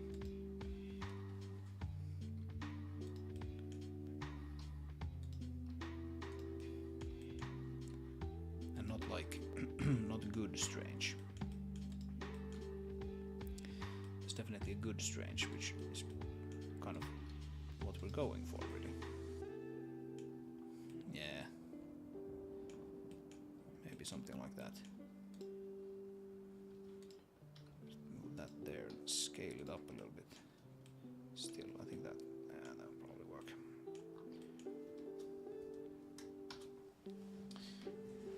All right.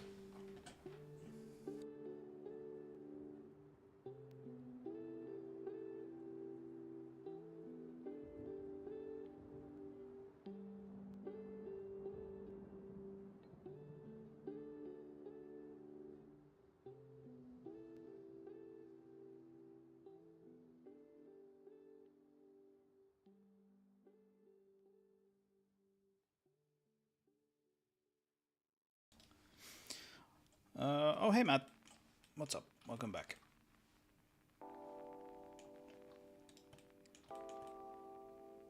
Doing a little bit of cliff modeling today, among other things.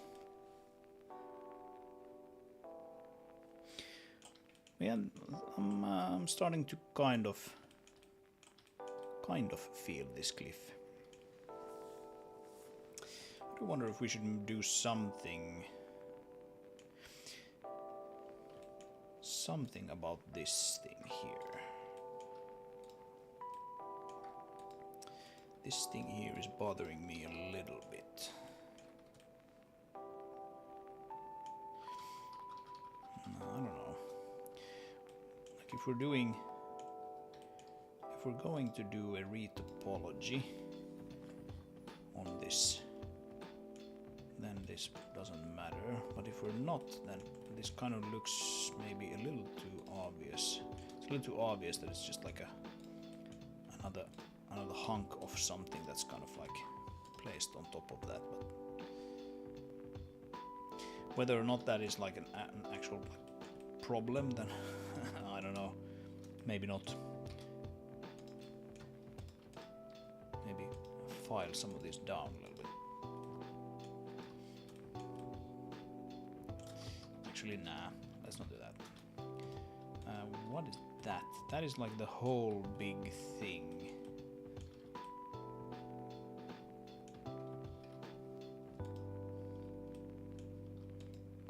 Yeah, okay.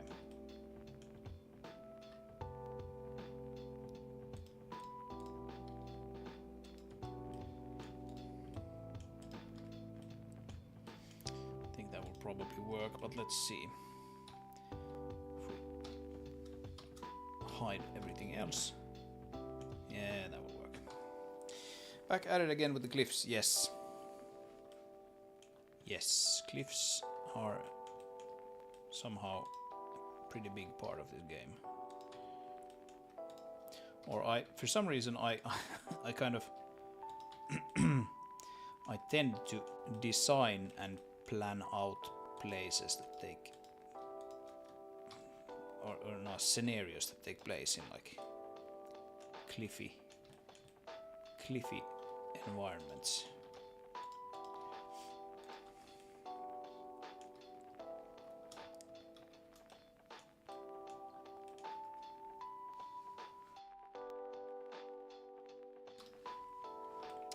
But I think it's going pretty well, so I'm not complaining.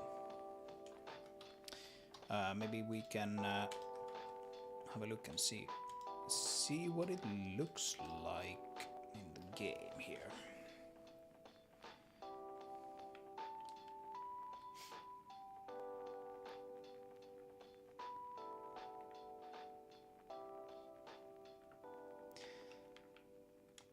There's something about this that bothers me a little bit, like it doesn't...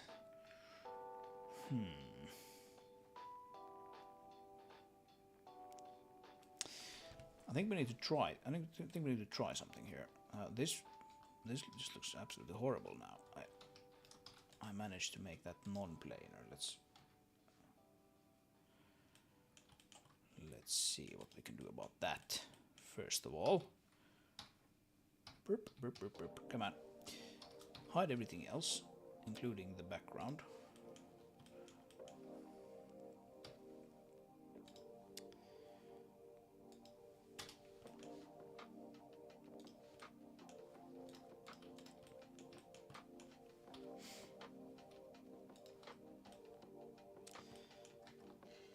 And I think that will probably handle that weird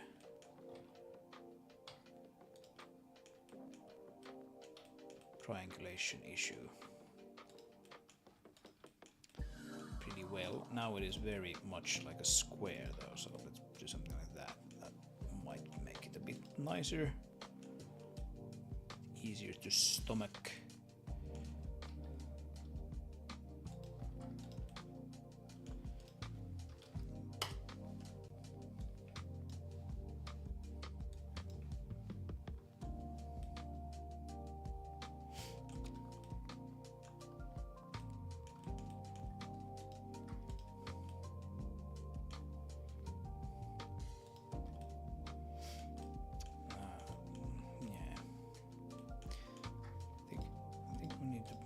Rotate these two guys a little bit more. Yeah, that's it. What's happening?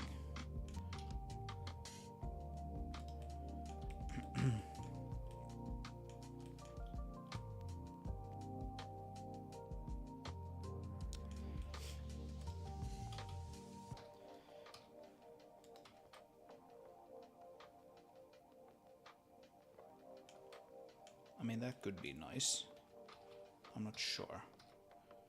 For some reason, I'm having pretty big problems now, sort of finding exactly what I want here with this whole cliff.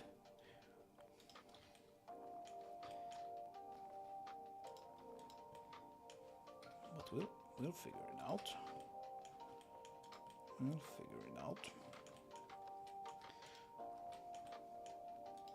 You're doing things like this where you just like you duplicate something and then move it off to the side a little bit, potentially even scale it a little bit or rotate it.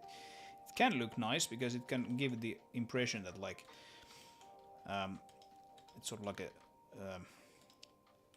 a piece of the cliff has sort of chipped off. Hello, cactus. Hello, hello, welcome. Yeah, it's been a pretty long stream already. I'm probably still gonna keep going for a little bit, so don't worry. I'm not exactly about to quit, but I might not go for many hours still. Right, but then we have this, and I think like this thing here. Especially in the game, this just looks very unnatural. So I'm gonna have to try something here. Let's do like an update and keep editing. We get that stuff at least sorted out. I guess it can maybe work like that. I think we need to cut out a piece of this thing here. Oop. What am I doing? Like that.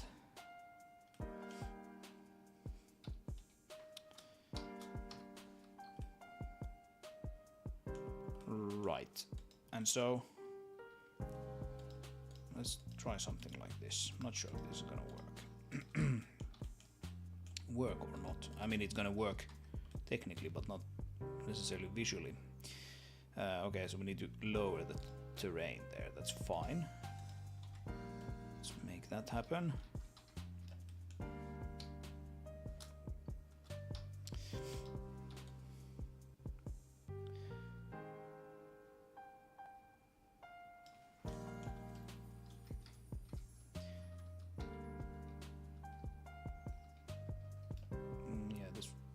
triangulation here. I don't even know what to say. This is super strange, but I think it might be because that's like that belongs to that piece. I don't know. Let's see.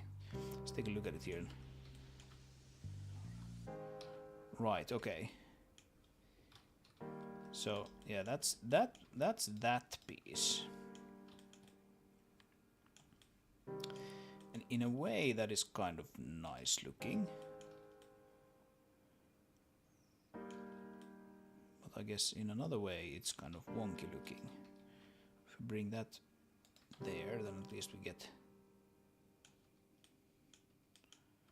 I don't know if that's better. Yeah, this is also not planar. What happens if we try to make that planar?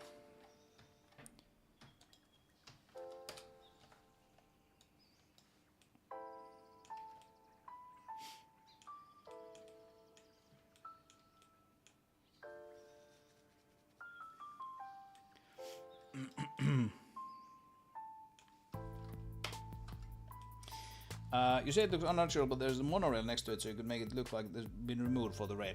Yeah, we had I had probably like a monologue, if we're being honest, but I just spoke about that. Like, do we want to make it look like, you know, that there has been sort of a logical place for the monorail to run, and that's why it's running here, or have they actually sort of excavated this thing? That was like a whole thing.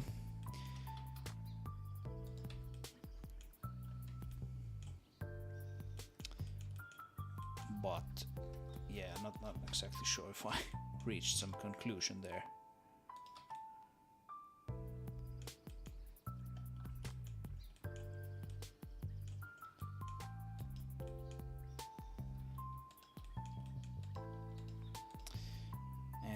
We'll see. We'll see what happens. This, I don't know. I'm not really feeling this cliff. Currently, I kind of like it from this perspective, but this other side is just strange and weird. Strange and weird and wonky. Let's try my golden rule of cliff modeling that I said earlier. When in doubt, add another box. Let's see if that helps. It can help occasionally. Actually, it can quite often help. Sure, let's add a loop cut there and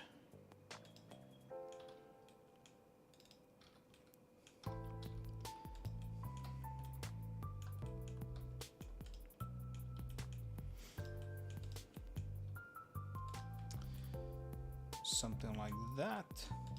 It's gonna fuse these parts together.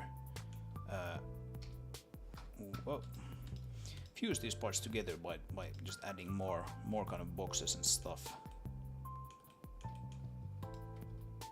Quite often it works really well.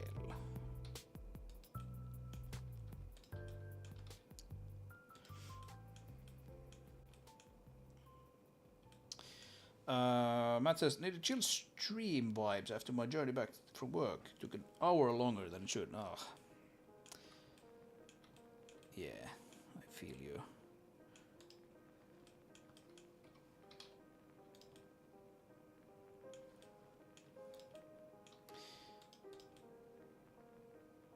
I'm hoping this is chill enough to undo all of that.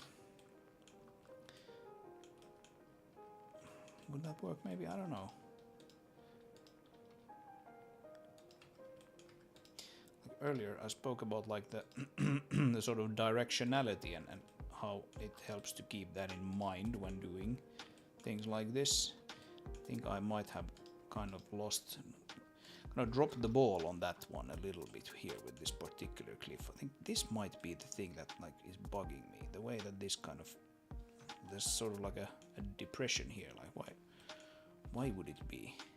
Why would there be such a thing?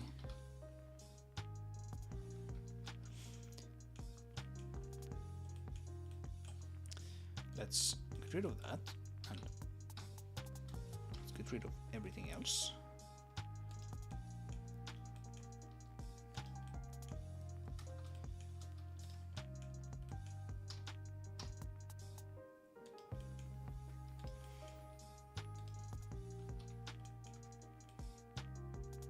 Yeah, maybe that works better.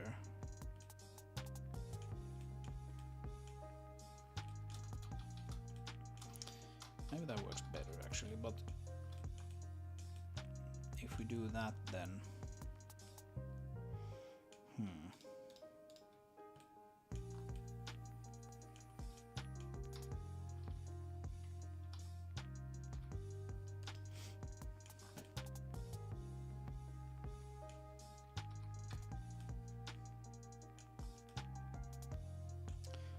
I don't know, something like that.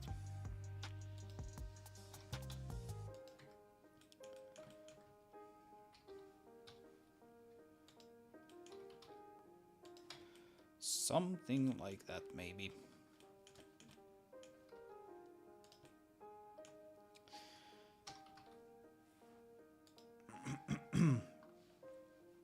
Yeah, this has been a super weird week. I've had like the weirdest issues actually affecting this game, or the development of this game. Not on this machine, but on my other machine,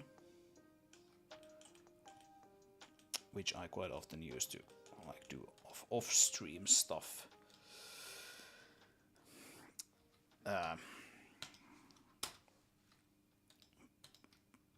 Like it started with basically no UDP connections going through. None of my UDP connections going through. It was super weird, and it kind of got progressively worse, and I still don't exactly know how that is possible. But it started with like basis or Blender sync not working.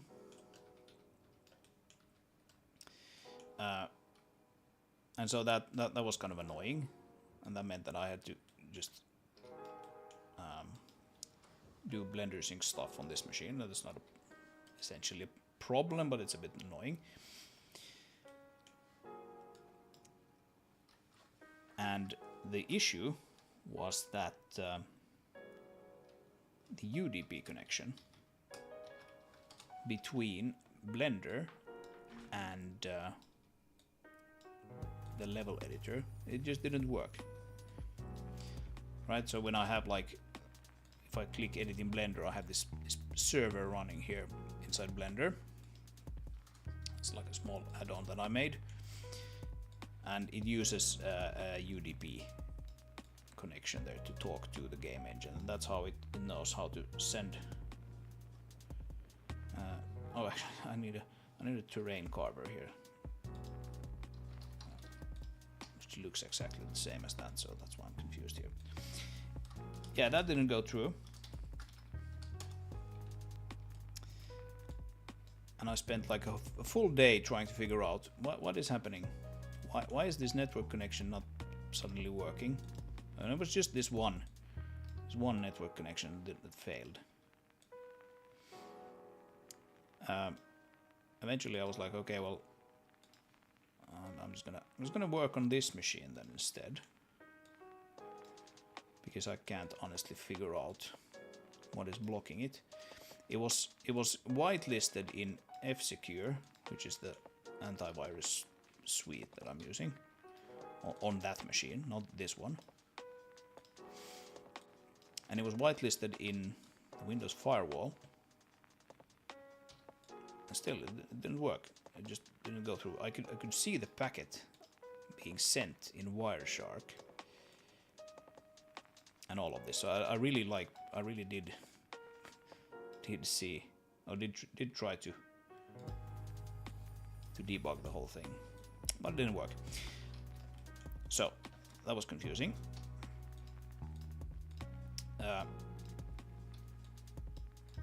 Then after a while, other UDP connections, such as the UDP connection between the editor and the game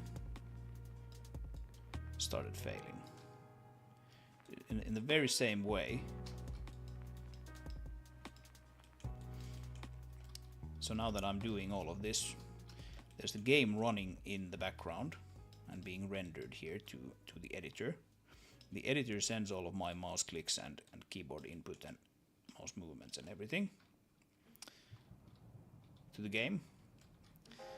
And also if you run like a command here in the editor, it just sends that data to the game. And that's all of that stuff is done via UDP. And so like suddenly the editor didn't work at all. Nothing was working on that other machine. And so I was like, okay, well, what the hell is going on now? That has never been an issue before.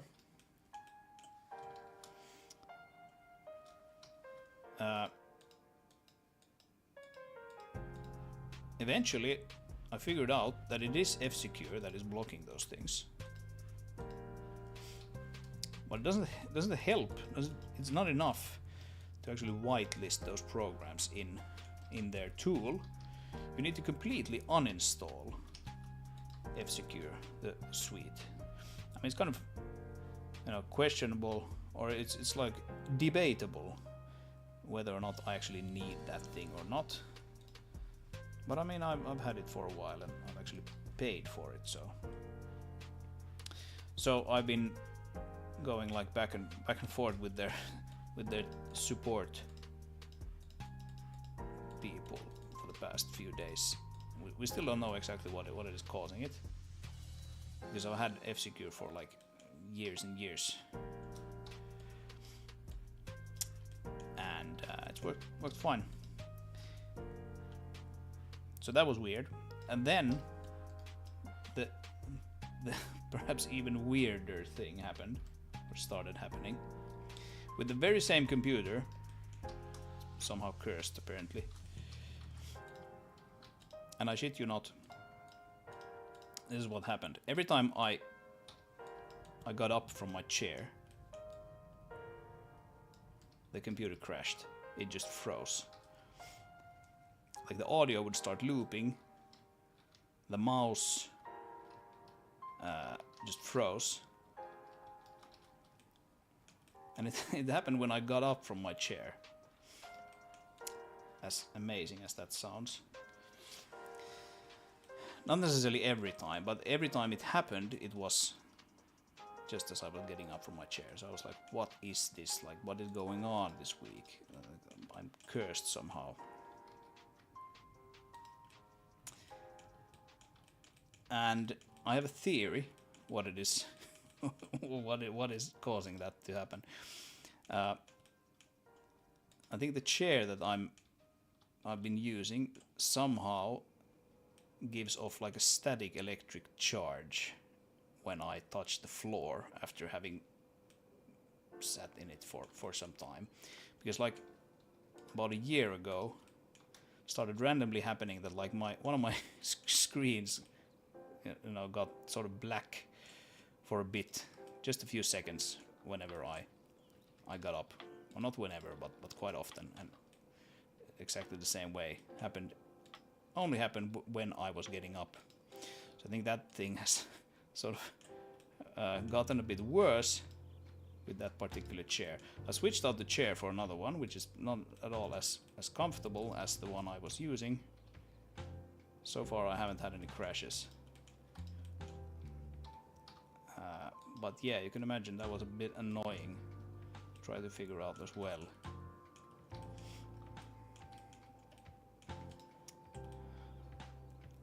So that's been my week. And yeah, it's been going on for like a week or so. I think I've wasted probably like, especially with the UDP networking stuff, but also with the crashes, trying to figure that out. I think I wasted like a couple of work days on this bullshit. So I have to try to catch up with my workload now.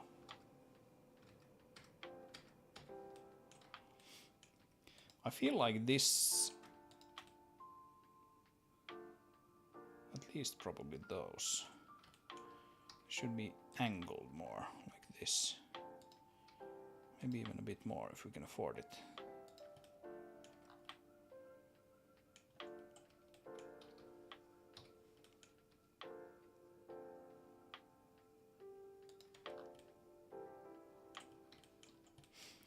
And there's a lot of really hard edges here, corners perhaps, especially. A lot of really hard corners. So let's bevel some of those.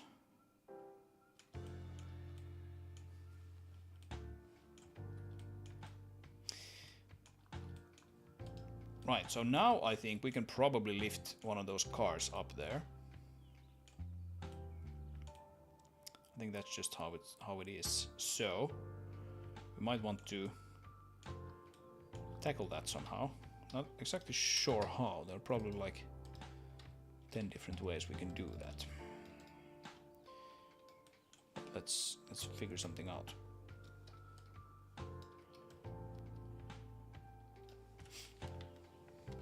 So how is this looking like overall?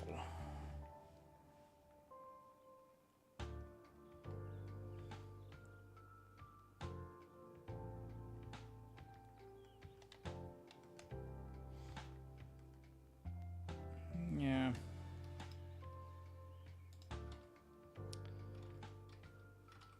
Save that if I do something stupid here. I'm gonna have to try a few things. Yeah, it's like safe to say that this particular cliff is not my best friend. It doesn't quite agree with me. Or I don't agree with it visually.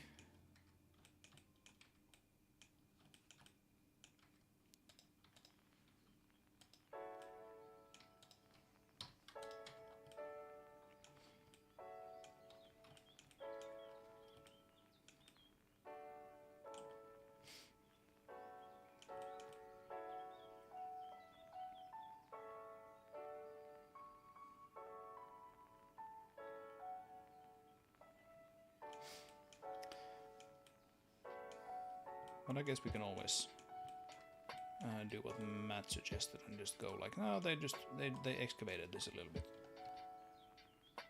and that's why it looks like it does.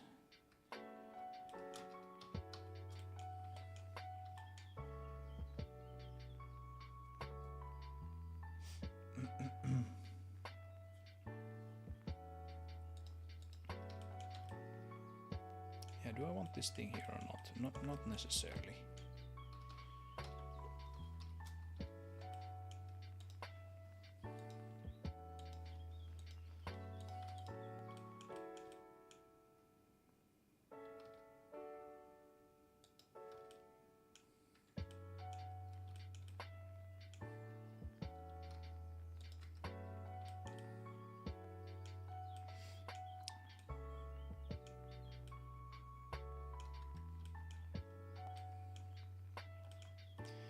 Yeah,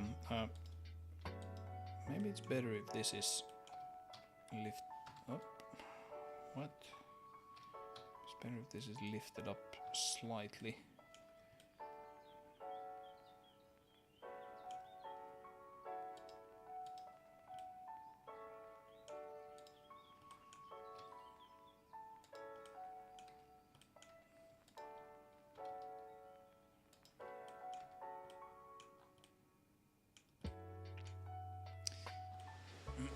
Yeah, this is one of those rocks that are just absolutely gonna have to be retopologized.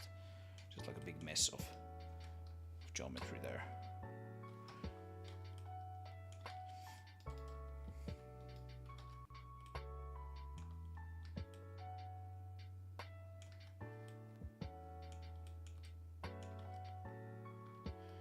Yeah, I think what I did here was put it back almost the same way it already was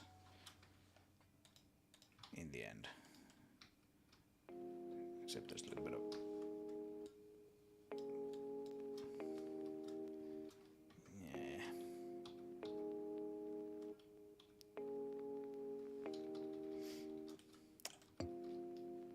I don't know.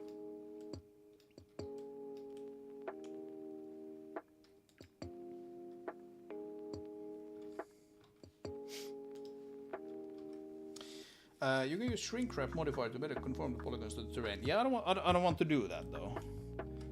That is not like the point of all of this. The terrain, due to being a height map, is not capable of representing the shapes that I want these things to have. Right, like I did this earlier today. This part, I think this flows like a lot nicer.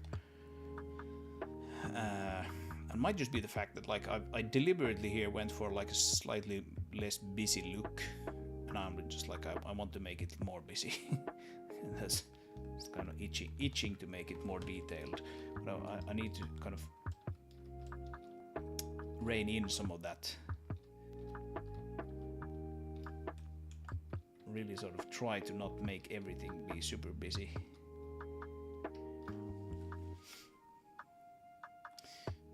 Yeah, I don't know.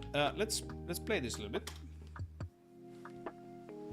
and let's see if we can actually lift up this car there on the monorail track.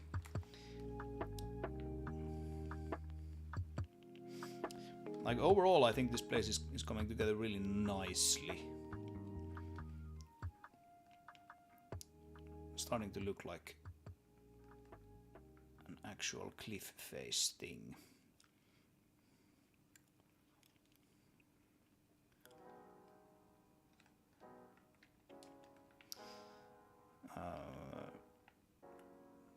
So not bad, not bad. Yeah, if we pause that a little bit, like there's also like slight difference in the lighting here, just from the fact that these are almost all of them kind of just straight walls. If you get my meaning, well, these are not. That also makes it look a little strange, even though it's using the exact same material and everything from as its neighbor there. But we'll see. See how it comes together. We can just probably spawn another scout here like that. Just get rid of that. Bye bye.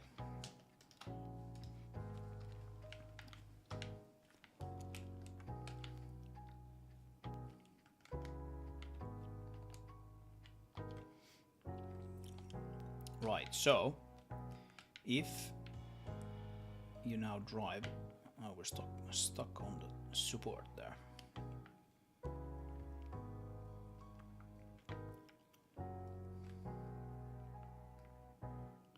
Whoa.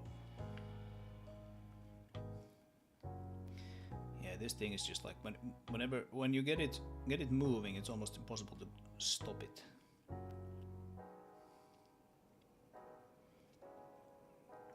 Its turning radius is sometimes annoyingly large. But if you now drive here, which we may be able to like limit the way, limit how far you can actually back up a little bit here, but I don't want to limit it like too much. Oh no, the crane is like pushing that thing. Okay, let's bring it down. Let's bring it down. So we need to essentially move the crane first, move it back.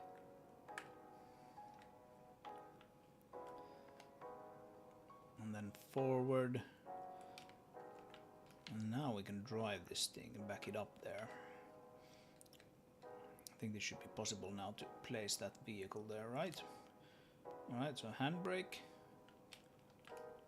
cargo crane. Oh no. Oh, I don't have collisions enabled for that. Oh, stupid. Collisions, thank you.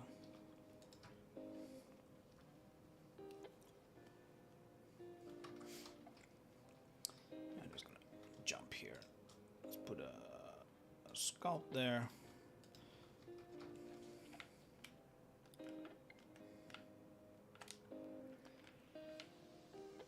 Alright, so we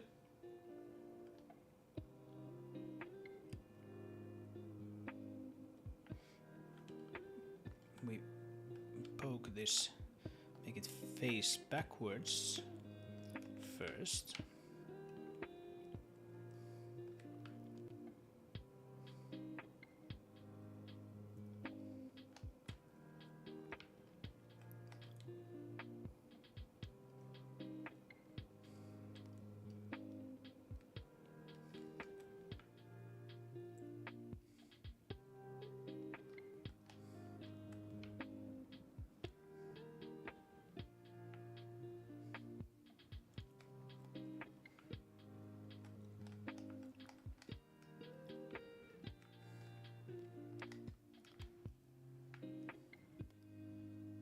Okay, are we hitting something again? We kind of are. Yeah, okay, so if we let that down now there we go. Now we can drive here, and of course this is not supposed to be well, that thing is just killing itself there, trying to figure out its crane. Yeah, this is not supposed to be possible though, to get the vehicle over here. So we need to make this a bit taller somehow.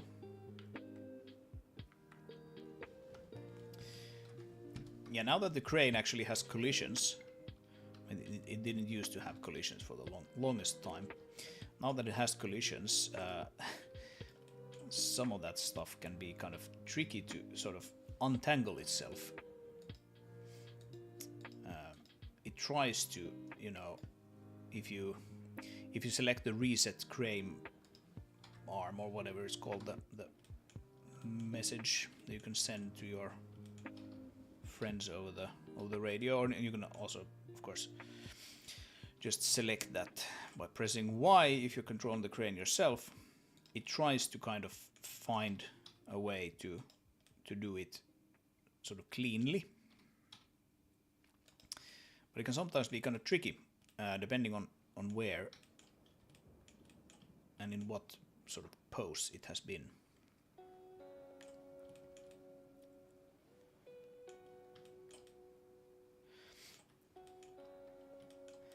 Yeah, okay. I'm not exactly feeling this now, and also.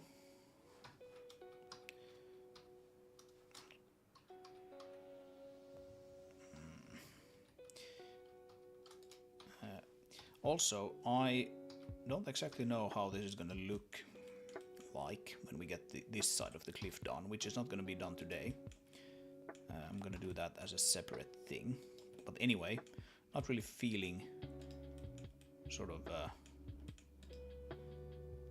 like, I don't think this is going to be a lot better now, depending, like, regardless of what we do. So I'm just going to do this now. I'm going to put a rock here, essentially. Which quite simply just blocks the scout from being placed there. See if we can figure out how to place it so it looks kind of nice. Because I don't think you can actually reach this place from over here. Like this is too narrow to try to kind of navigate that. And of course, someone's gonna figure out how to get the car over there anyway. So it's not the end of the world. If someone does that, then that means that this game is at least somewhat popular enough that people are wanting to mess around with it. And then if that is the case, then that's awesome.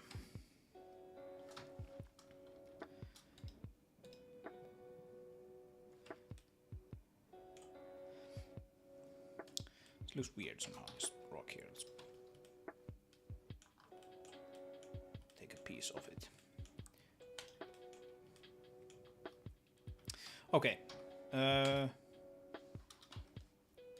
Right.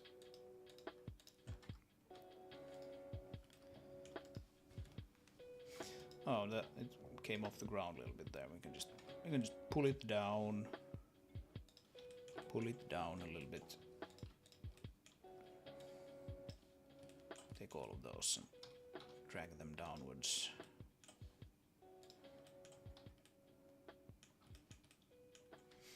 Maybe there should be actually like a.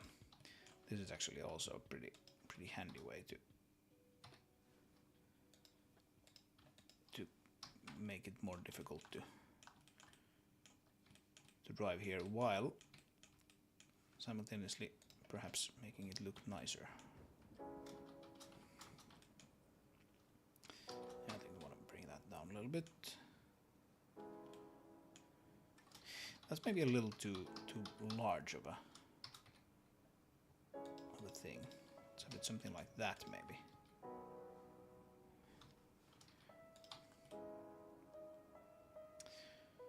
Yeah.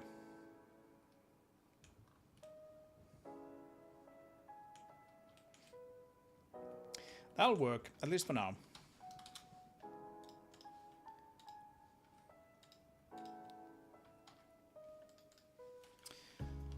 That will work at least for now. Okay. So I think the rock face here is starting to be sort of white box done.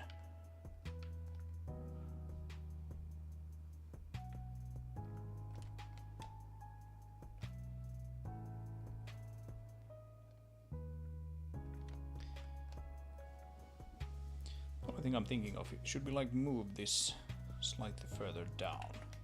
Might look kind of neat. Let's save this and see what happens if we do that.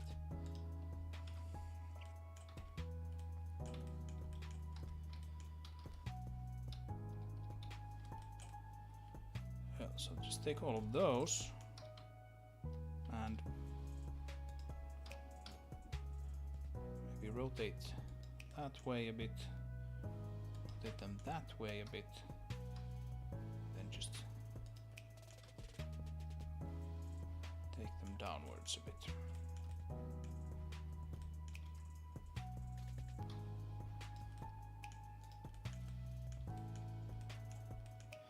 If we do that, then we're for sure gonna have to take off a piece there, because that's way too boxy. That's not a problem. We have the technology.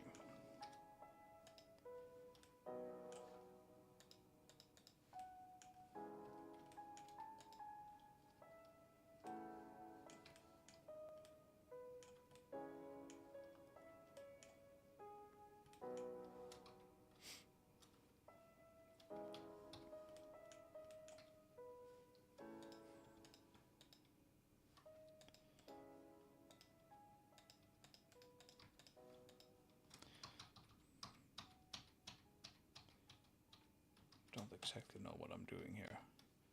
Right, so there's already a subdivision there for some reason. Maybe I did it earlier without realizing it. That's possible.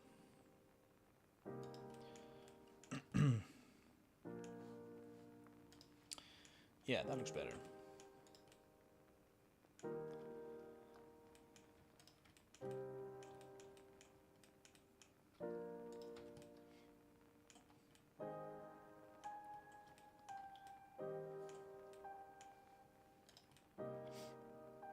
That looks better.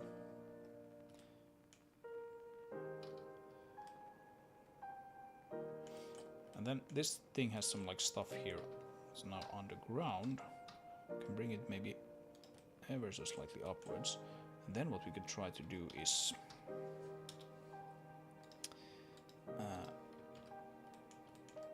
actually like dig a little.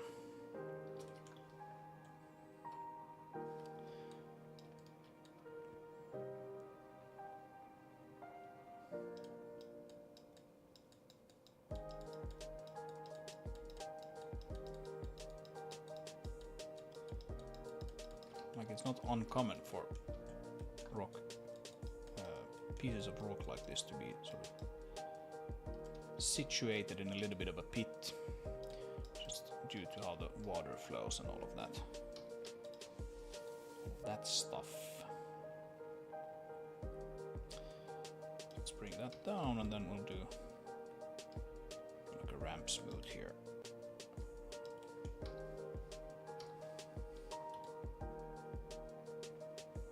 That down too. And more ramp smooth. And some normal smooth as well.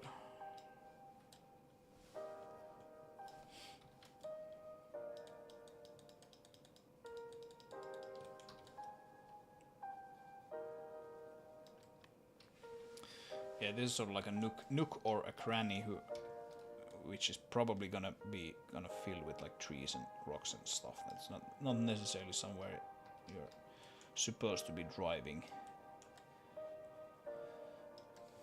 That's kind of how I see it.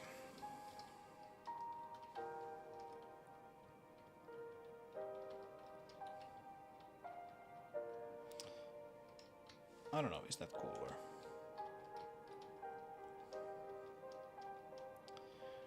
Should this thing be a little smaller, maybe? There's an annoying thing, first of all. How is the annoying thing being annoying? It's like that, okay.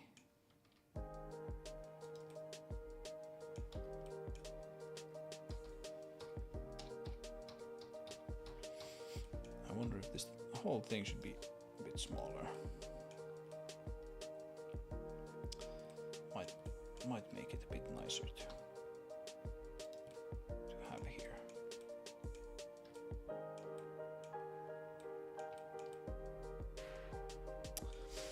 What did you see talk you recommended about vector terrain? Yeah, that's a good one. I'm not sure that's a technique that's very widely used.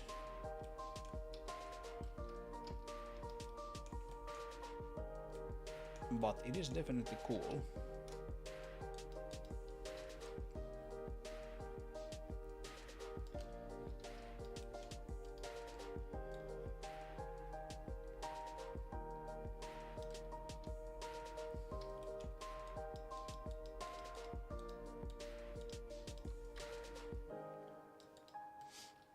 And if you have that, if you have a vector field rather than a height field, then you can do these cliffs using a terrain.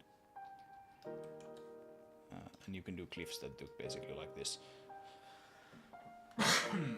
Of course, that does require that you have an editor which supports, an editor which is good enough to let you sculpt terrain like this. But at least their editors seem to be very, very good and powerful. But that's a cool sort of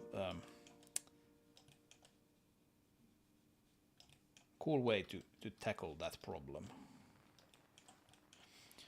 I don't like the way that this rises here still. Let's bring up the strength a whole lot.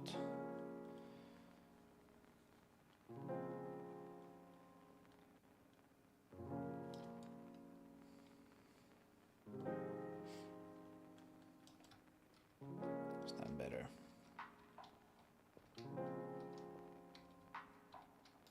It might be better after a little bit more decorations and stuff, but right now it's not looking too hot.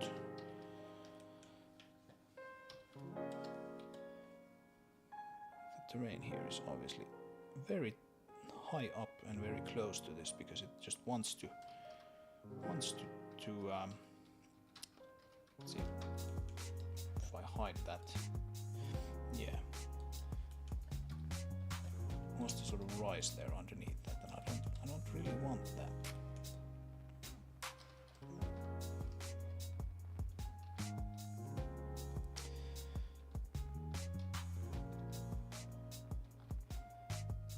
what is this? We have some intersecting stuff. Oh, it's just that one, okay.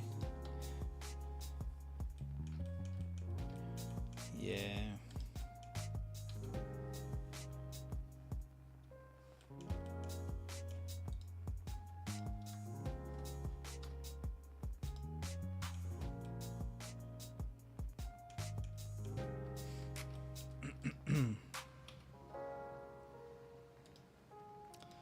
Let's do a 7-cylinder radius, larger.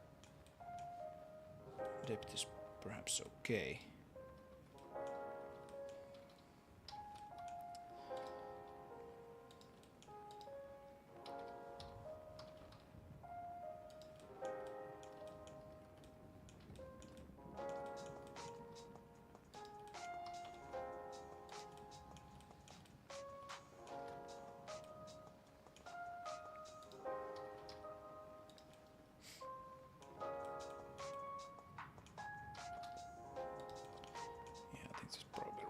A few of these.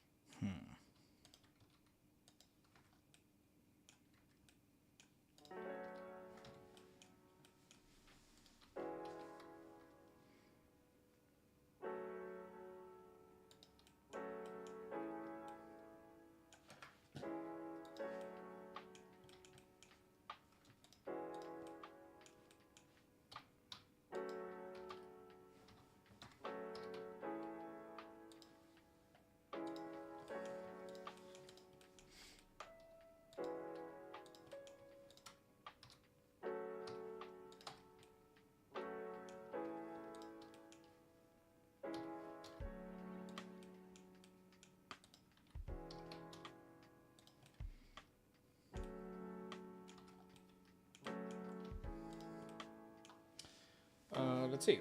Yes, in the conversation he talked about him implemented ZBrush and Modbox sculpting brushes into the editor itself so that artists can use them to sculpt the terrain. Yeah.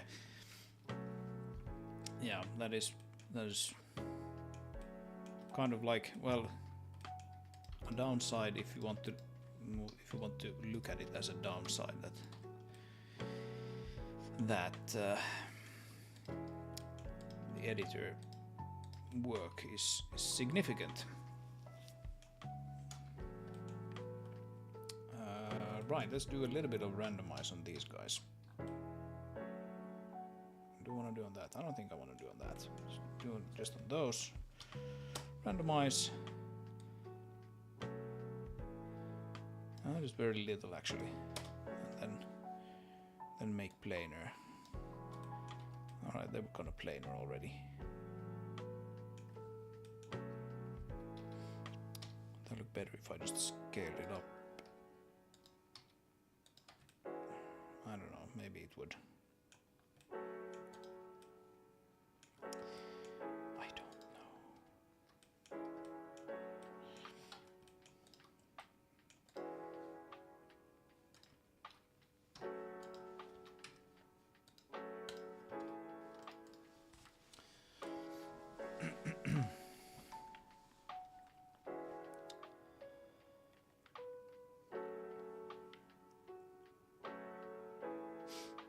Yeah.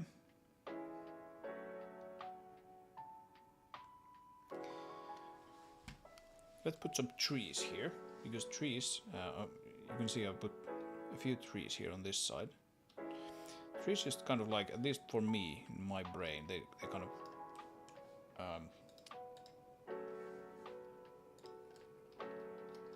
they kind of changed how the whole place feels a little bit if you have some trees. So put a few. I'm not sure these are the exact trees that we're going to be using here, but they might. And that one is too big for that place. Luckily we have a few of these.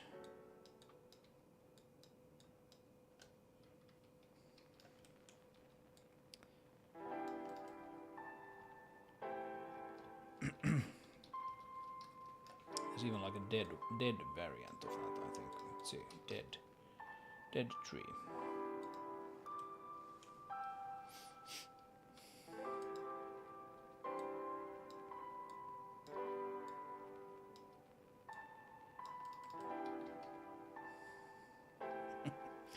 I'm not sure if that looks very good, but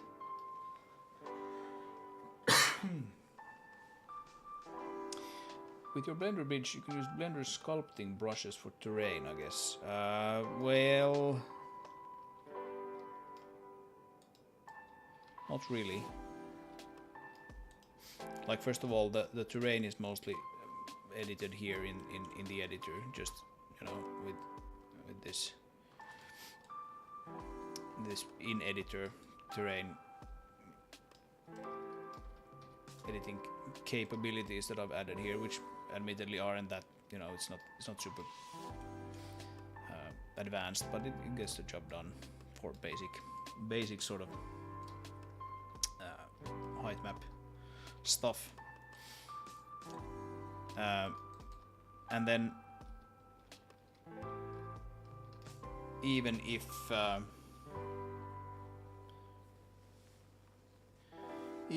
I did do terrain in Blender, I don't think I would do like sculpted.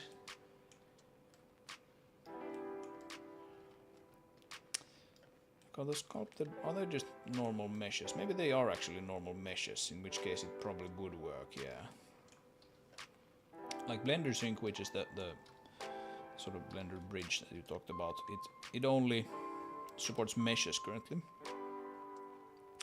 So you can, for example, have curves. You can't edit curves with it currently. It will error out because the game engine side doesn't know what to do with that.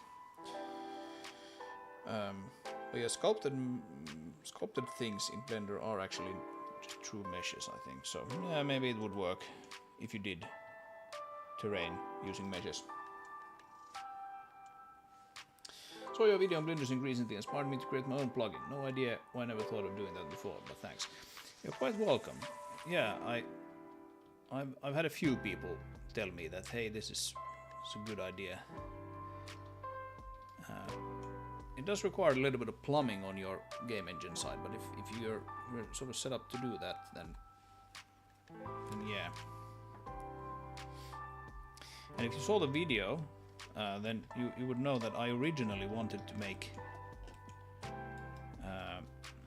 something like Pro Builder with like a modeler inside of my game engine's level editor, but it turned out actually to be a better idea to do it this way, in my opinion. But yes, I'm glad people are finding it useful.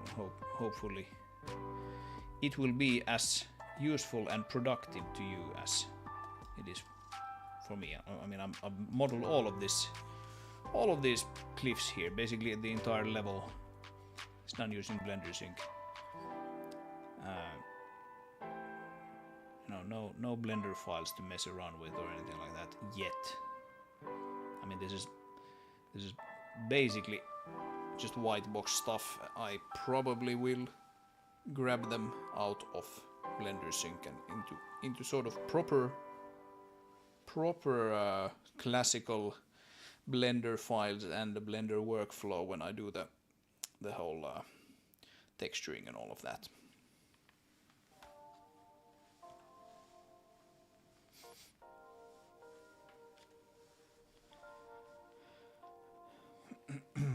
Had the same theme going in my own engine. Has been a massive pain trying to recreate a version of Pro Builder. I can imagine, yeah.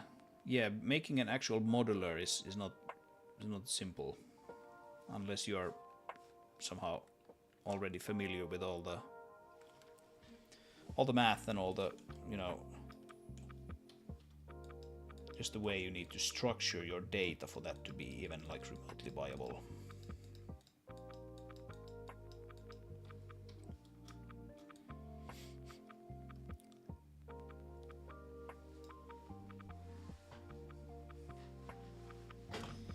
Already have a asset hot reloading, so it was pretty simple to just set up a server which export the message back in the hot reload.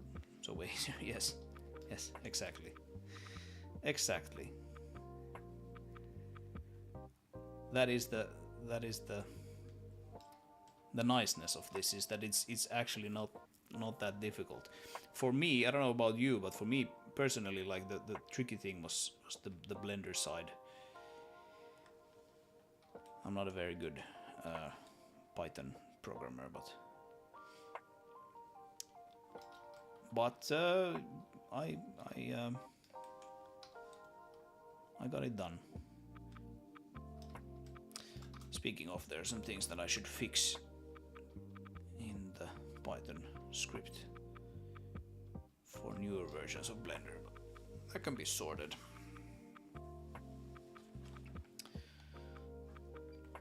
All right, folks.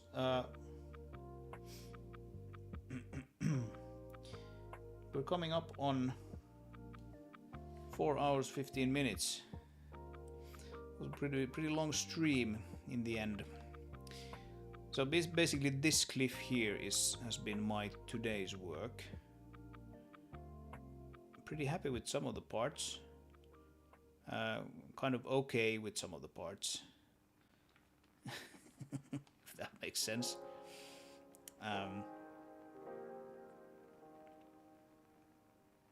It's good enough that I can move on at least.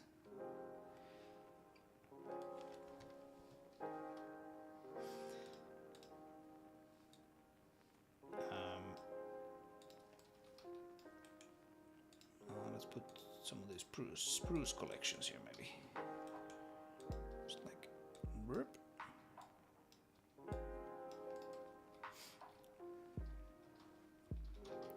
I haven't really been putting a lot of scale mannequins around. That's not good. I don't know why. Like, how big is this? How big is this tunnel? It's kind of difficult to say. They place a guy there, and they're like, "Whoa! It's actually just positively huge. It's positively huge. What is this thing? Why is there like a depression in that?"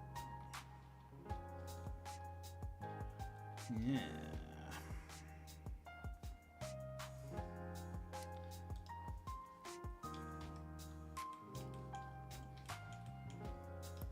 That thing. I don't like that thing. Oh, what is happening?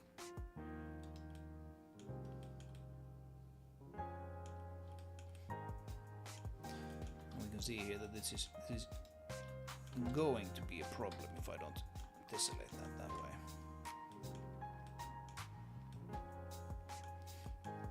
Oh, this is just absolutely horrible, this topography here. Please no. Please no, please don't. Is what the topography police is gonna say. They see this.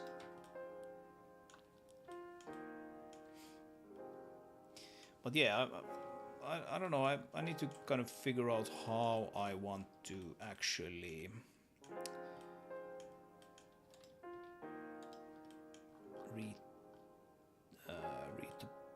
do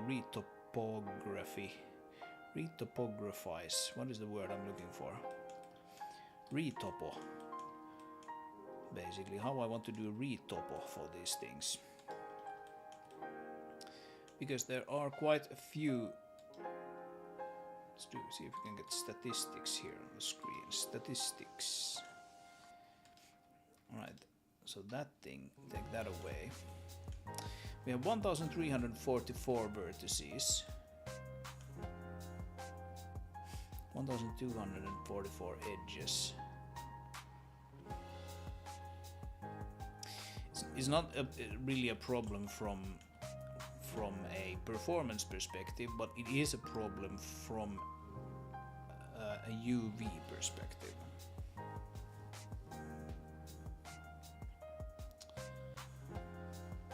So yeah, I have to figure that out.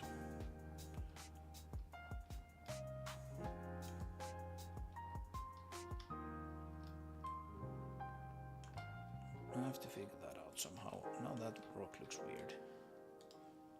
Keep finding these things, like you go back to something that you thought were like, okay, that thing is probably pretty okay now, and then go back and go like, what is that? What's happening?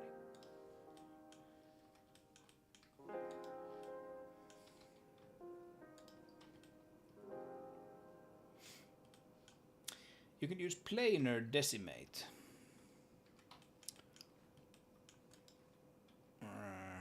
Is that a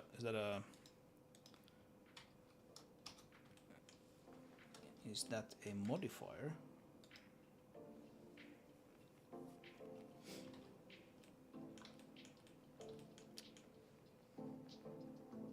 Like, I know decimate is a modifier. What is planar decimate?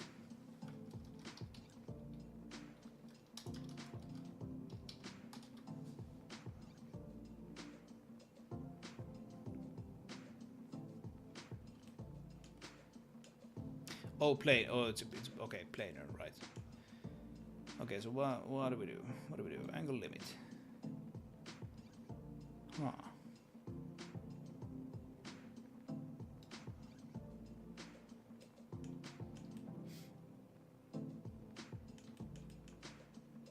Okay, yeah.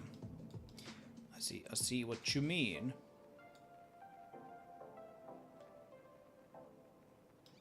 That's kind of interesting. Not sure it's exactly what I want, but yeah, like we we have a piece like this, which essentially, like, for me to get any sort of benefit out of this thing, it just completely collapses it into one piece. Which is not really what I want. But again, like, the geometry is not really the issue here. The issue is the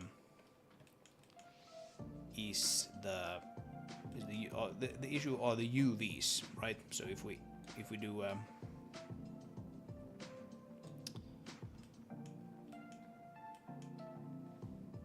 let's see. Let's do a light map pack. UV editor.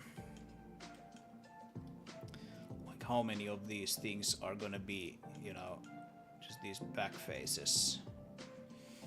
Yeah, I don't know. I mean, I guess what I could do is I could go in and manually just remove all these back faces, right? Because the reason these are now here is just because this is essentially like made out of boxes, right? So we do all of this business ourselves. All of this stuff can be taken away. It gets kind of hairy though after a while when you have super messy topography, and it's kind of like, okay, what can I take away and what needs to be left? Try Smart UV Project. I've been nothing but Smart UV projecting all day.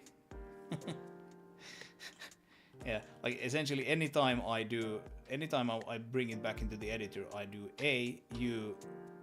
Smart UV Project enter, and then I bring it back into the editor. The reason I do that, even though, you know, I don't really have any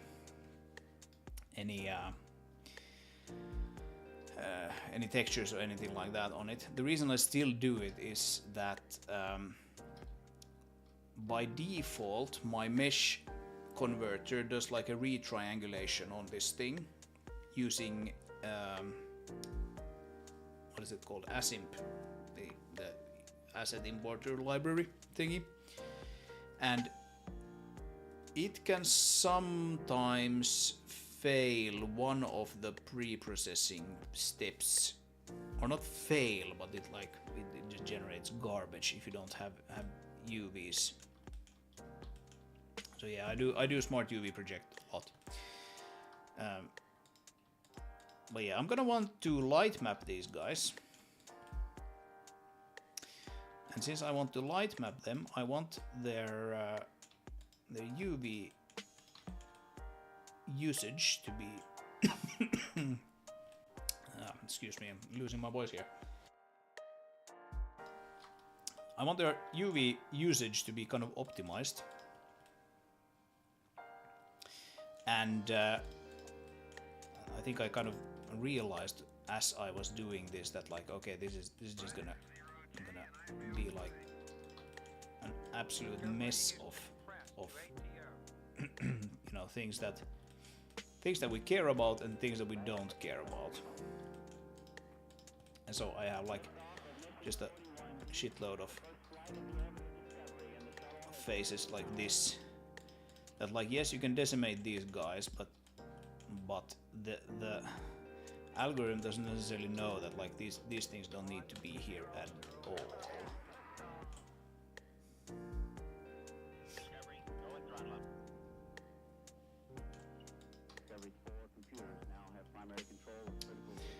You can boolean from the tray to cut out the geometry from rocks. Yeah, if your geometry is watertight, you can do that. Which this isn't. Neither the surroundings nor the object itself are watertight. Or what do you call them? Is it degenerate maybe? Check all. Actually, we need to be in this one. Non-manifold, yeah, that is what it is.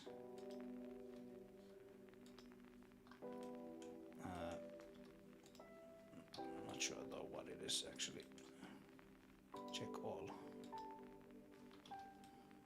Here we have. Well, okay, a lot of this is now that stuff that I've actually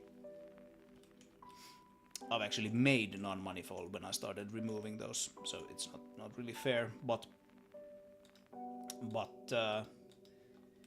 still, there's a lot of that stuff.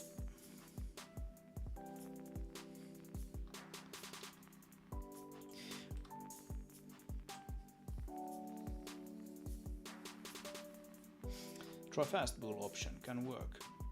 Solver bool option fast. Okay, let's give it a try. I'm gonna cancel this edit so we get back the version that we had here previously.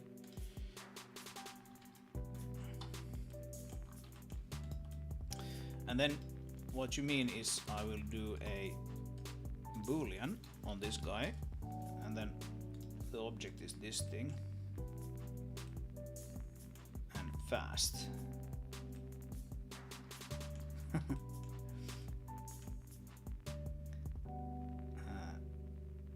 Difference.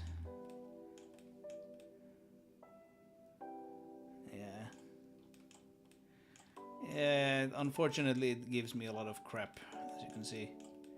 Like here, for example, it snaps to the terrain, which runs, runs next to this thing. If we turn on the, what is it? Is it called X-ray? Yeah, X-ray. You can see here that the the terrain runs here next to this tunnel face thing here. And so, for some reason it snaps to that there and here as well, and just gives me all kinds of weird issues here. I mean, they're good suggestions, but in my experience, yeah, like here for example, just like it completely removed a piece of the cliff there, so doesn't quite work in my experience. Let's see now if I now let's hide that guy again. Go hit the 3D print, check all.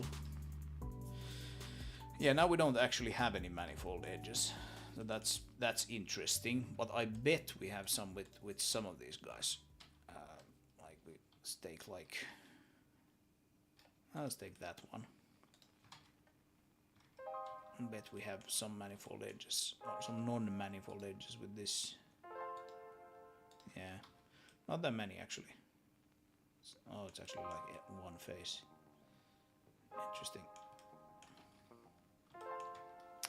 Interesting. Interesting. Anyway, yeah, I need something that kind of just works, that I don't have to like, you know, if it doesn't work on all my meshes, then it's not really an option, but it might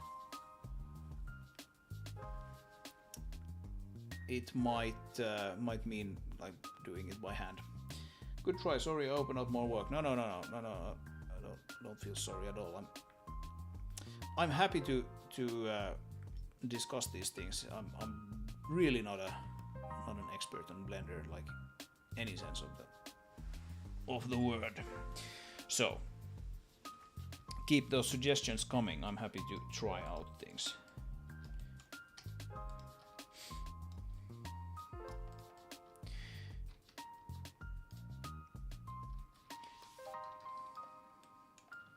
Yeah, I'm gonna need some other trees for this. This is not a spruce place, I think. There might be a spruce or two somewhere, but this is not a spruce environment. Like these two guys here look kind of neat. That's why I left them there. But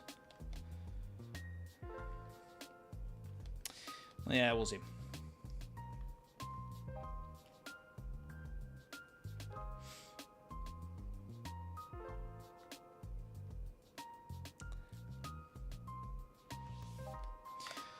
Let's play a little bit and then probably end this stream. It's getting pretty late here and I'm essentially done this all day.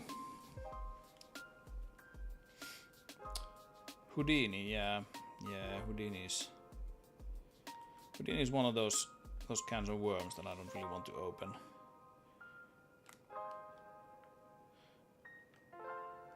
Oh, where did those? I put them on the wrong layer, didn't I? Yes, I did.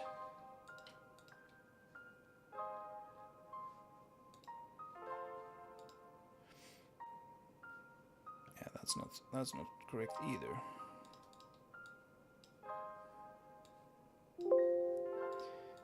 Yep. Yeah, I don't have a problem with Houdini at all, but it's just like I don't have time to learn that stuff. I'm just gonna have to make this game without having to know Houdini. Can't be helped.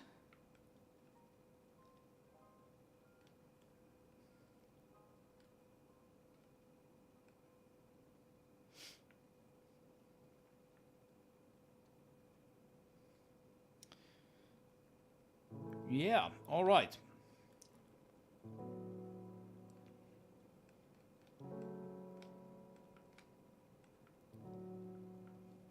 Houdini is great. I wish I had 48 hours a day. So yes, absolutely. That's what I wish as well. More hours in the day, so that we could use all the cool things that we don't have time to do now. Yes, I do believe Houdini is really good at what it does, but you need to know it. You need to know it. That's the problem. And I can kind of deal. I just saw here that this looks stupid. I can kind of deal with Blender.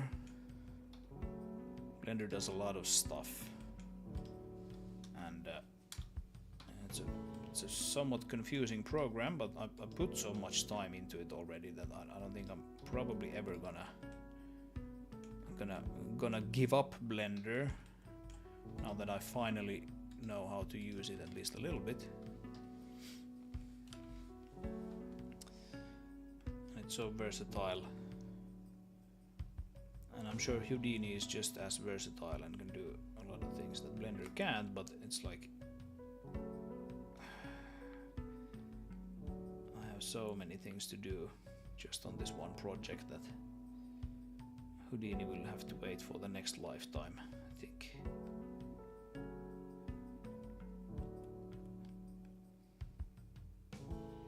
I don't know. We'll see.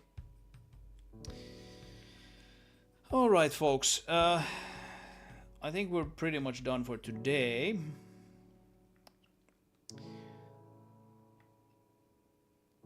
This was a pretty long stream, but we got quite a lot of stuff done. Admittedly, the beginning was a bit of an anticlimax.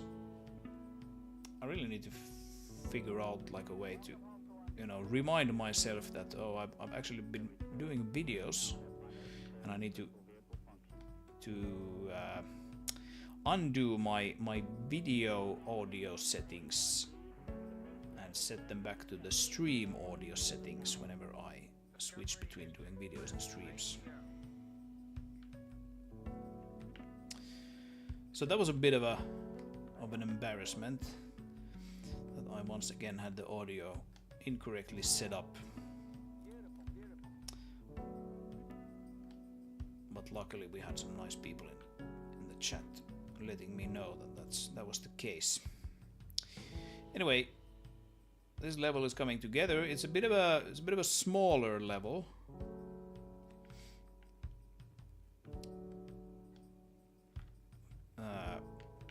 But I'm hoping it will be just as fun as the larger ones.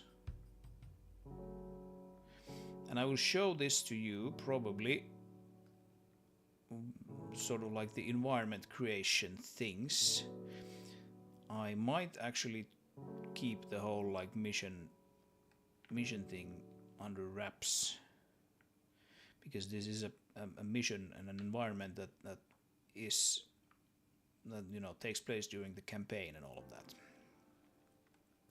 So I'm going to start to be a little bit more secretive about some of these places and missions and things, because I don't want to like spoil the whole sort of campaign for you guys.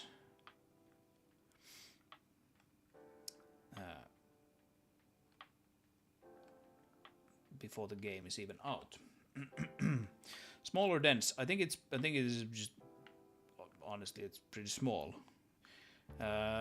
Maybe dense in some sense, yeah, sure.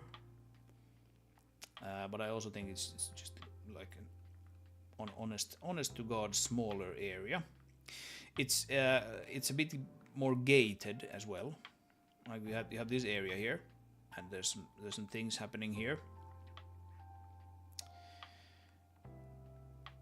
And we spoke a lot about the fact that we can't let the player lift the scout over that rock there, because there's a whole sort of thing about getting to this other side of the tunnel here. And so it is a bit more gated than that other level that you can now play in the pre-alpha 1 version if you want. Just well, it has some locked doors as well, so I'm sure you'll know if you've played it. But still, it kind of allows you to go almost everywhere from the very get-go. And if you want to play that demo, that pre-alpha 1 version, then what you need to do is join the Discord. You can find the link in the description below. And in the Discord you can find a link to the pre-alpha 1 version. And it's a pretty rough version. It's admittedly a bit old at this point. There will be another pre-alpha version, and probably by pre-alpha 3 I will start distributing them via Steam. That's my hope. So if you want to wait for that, then by all means do that, and you will find a more polished version there. But if you want to try this already and play an early version of campaign mission, then join the Discord and you can find the link there. And if you haven't already, maybe you should subscribe so that I can let you know when I do more of these streams and videos and all of that. But that's it for today. Thanks everyone who came to hang out. I didn't completely lose my voice, so that was a big win as well. Have a good one and see you next time.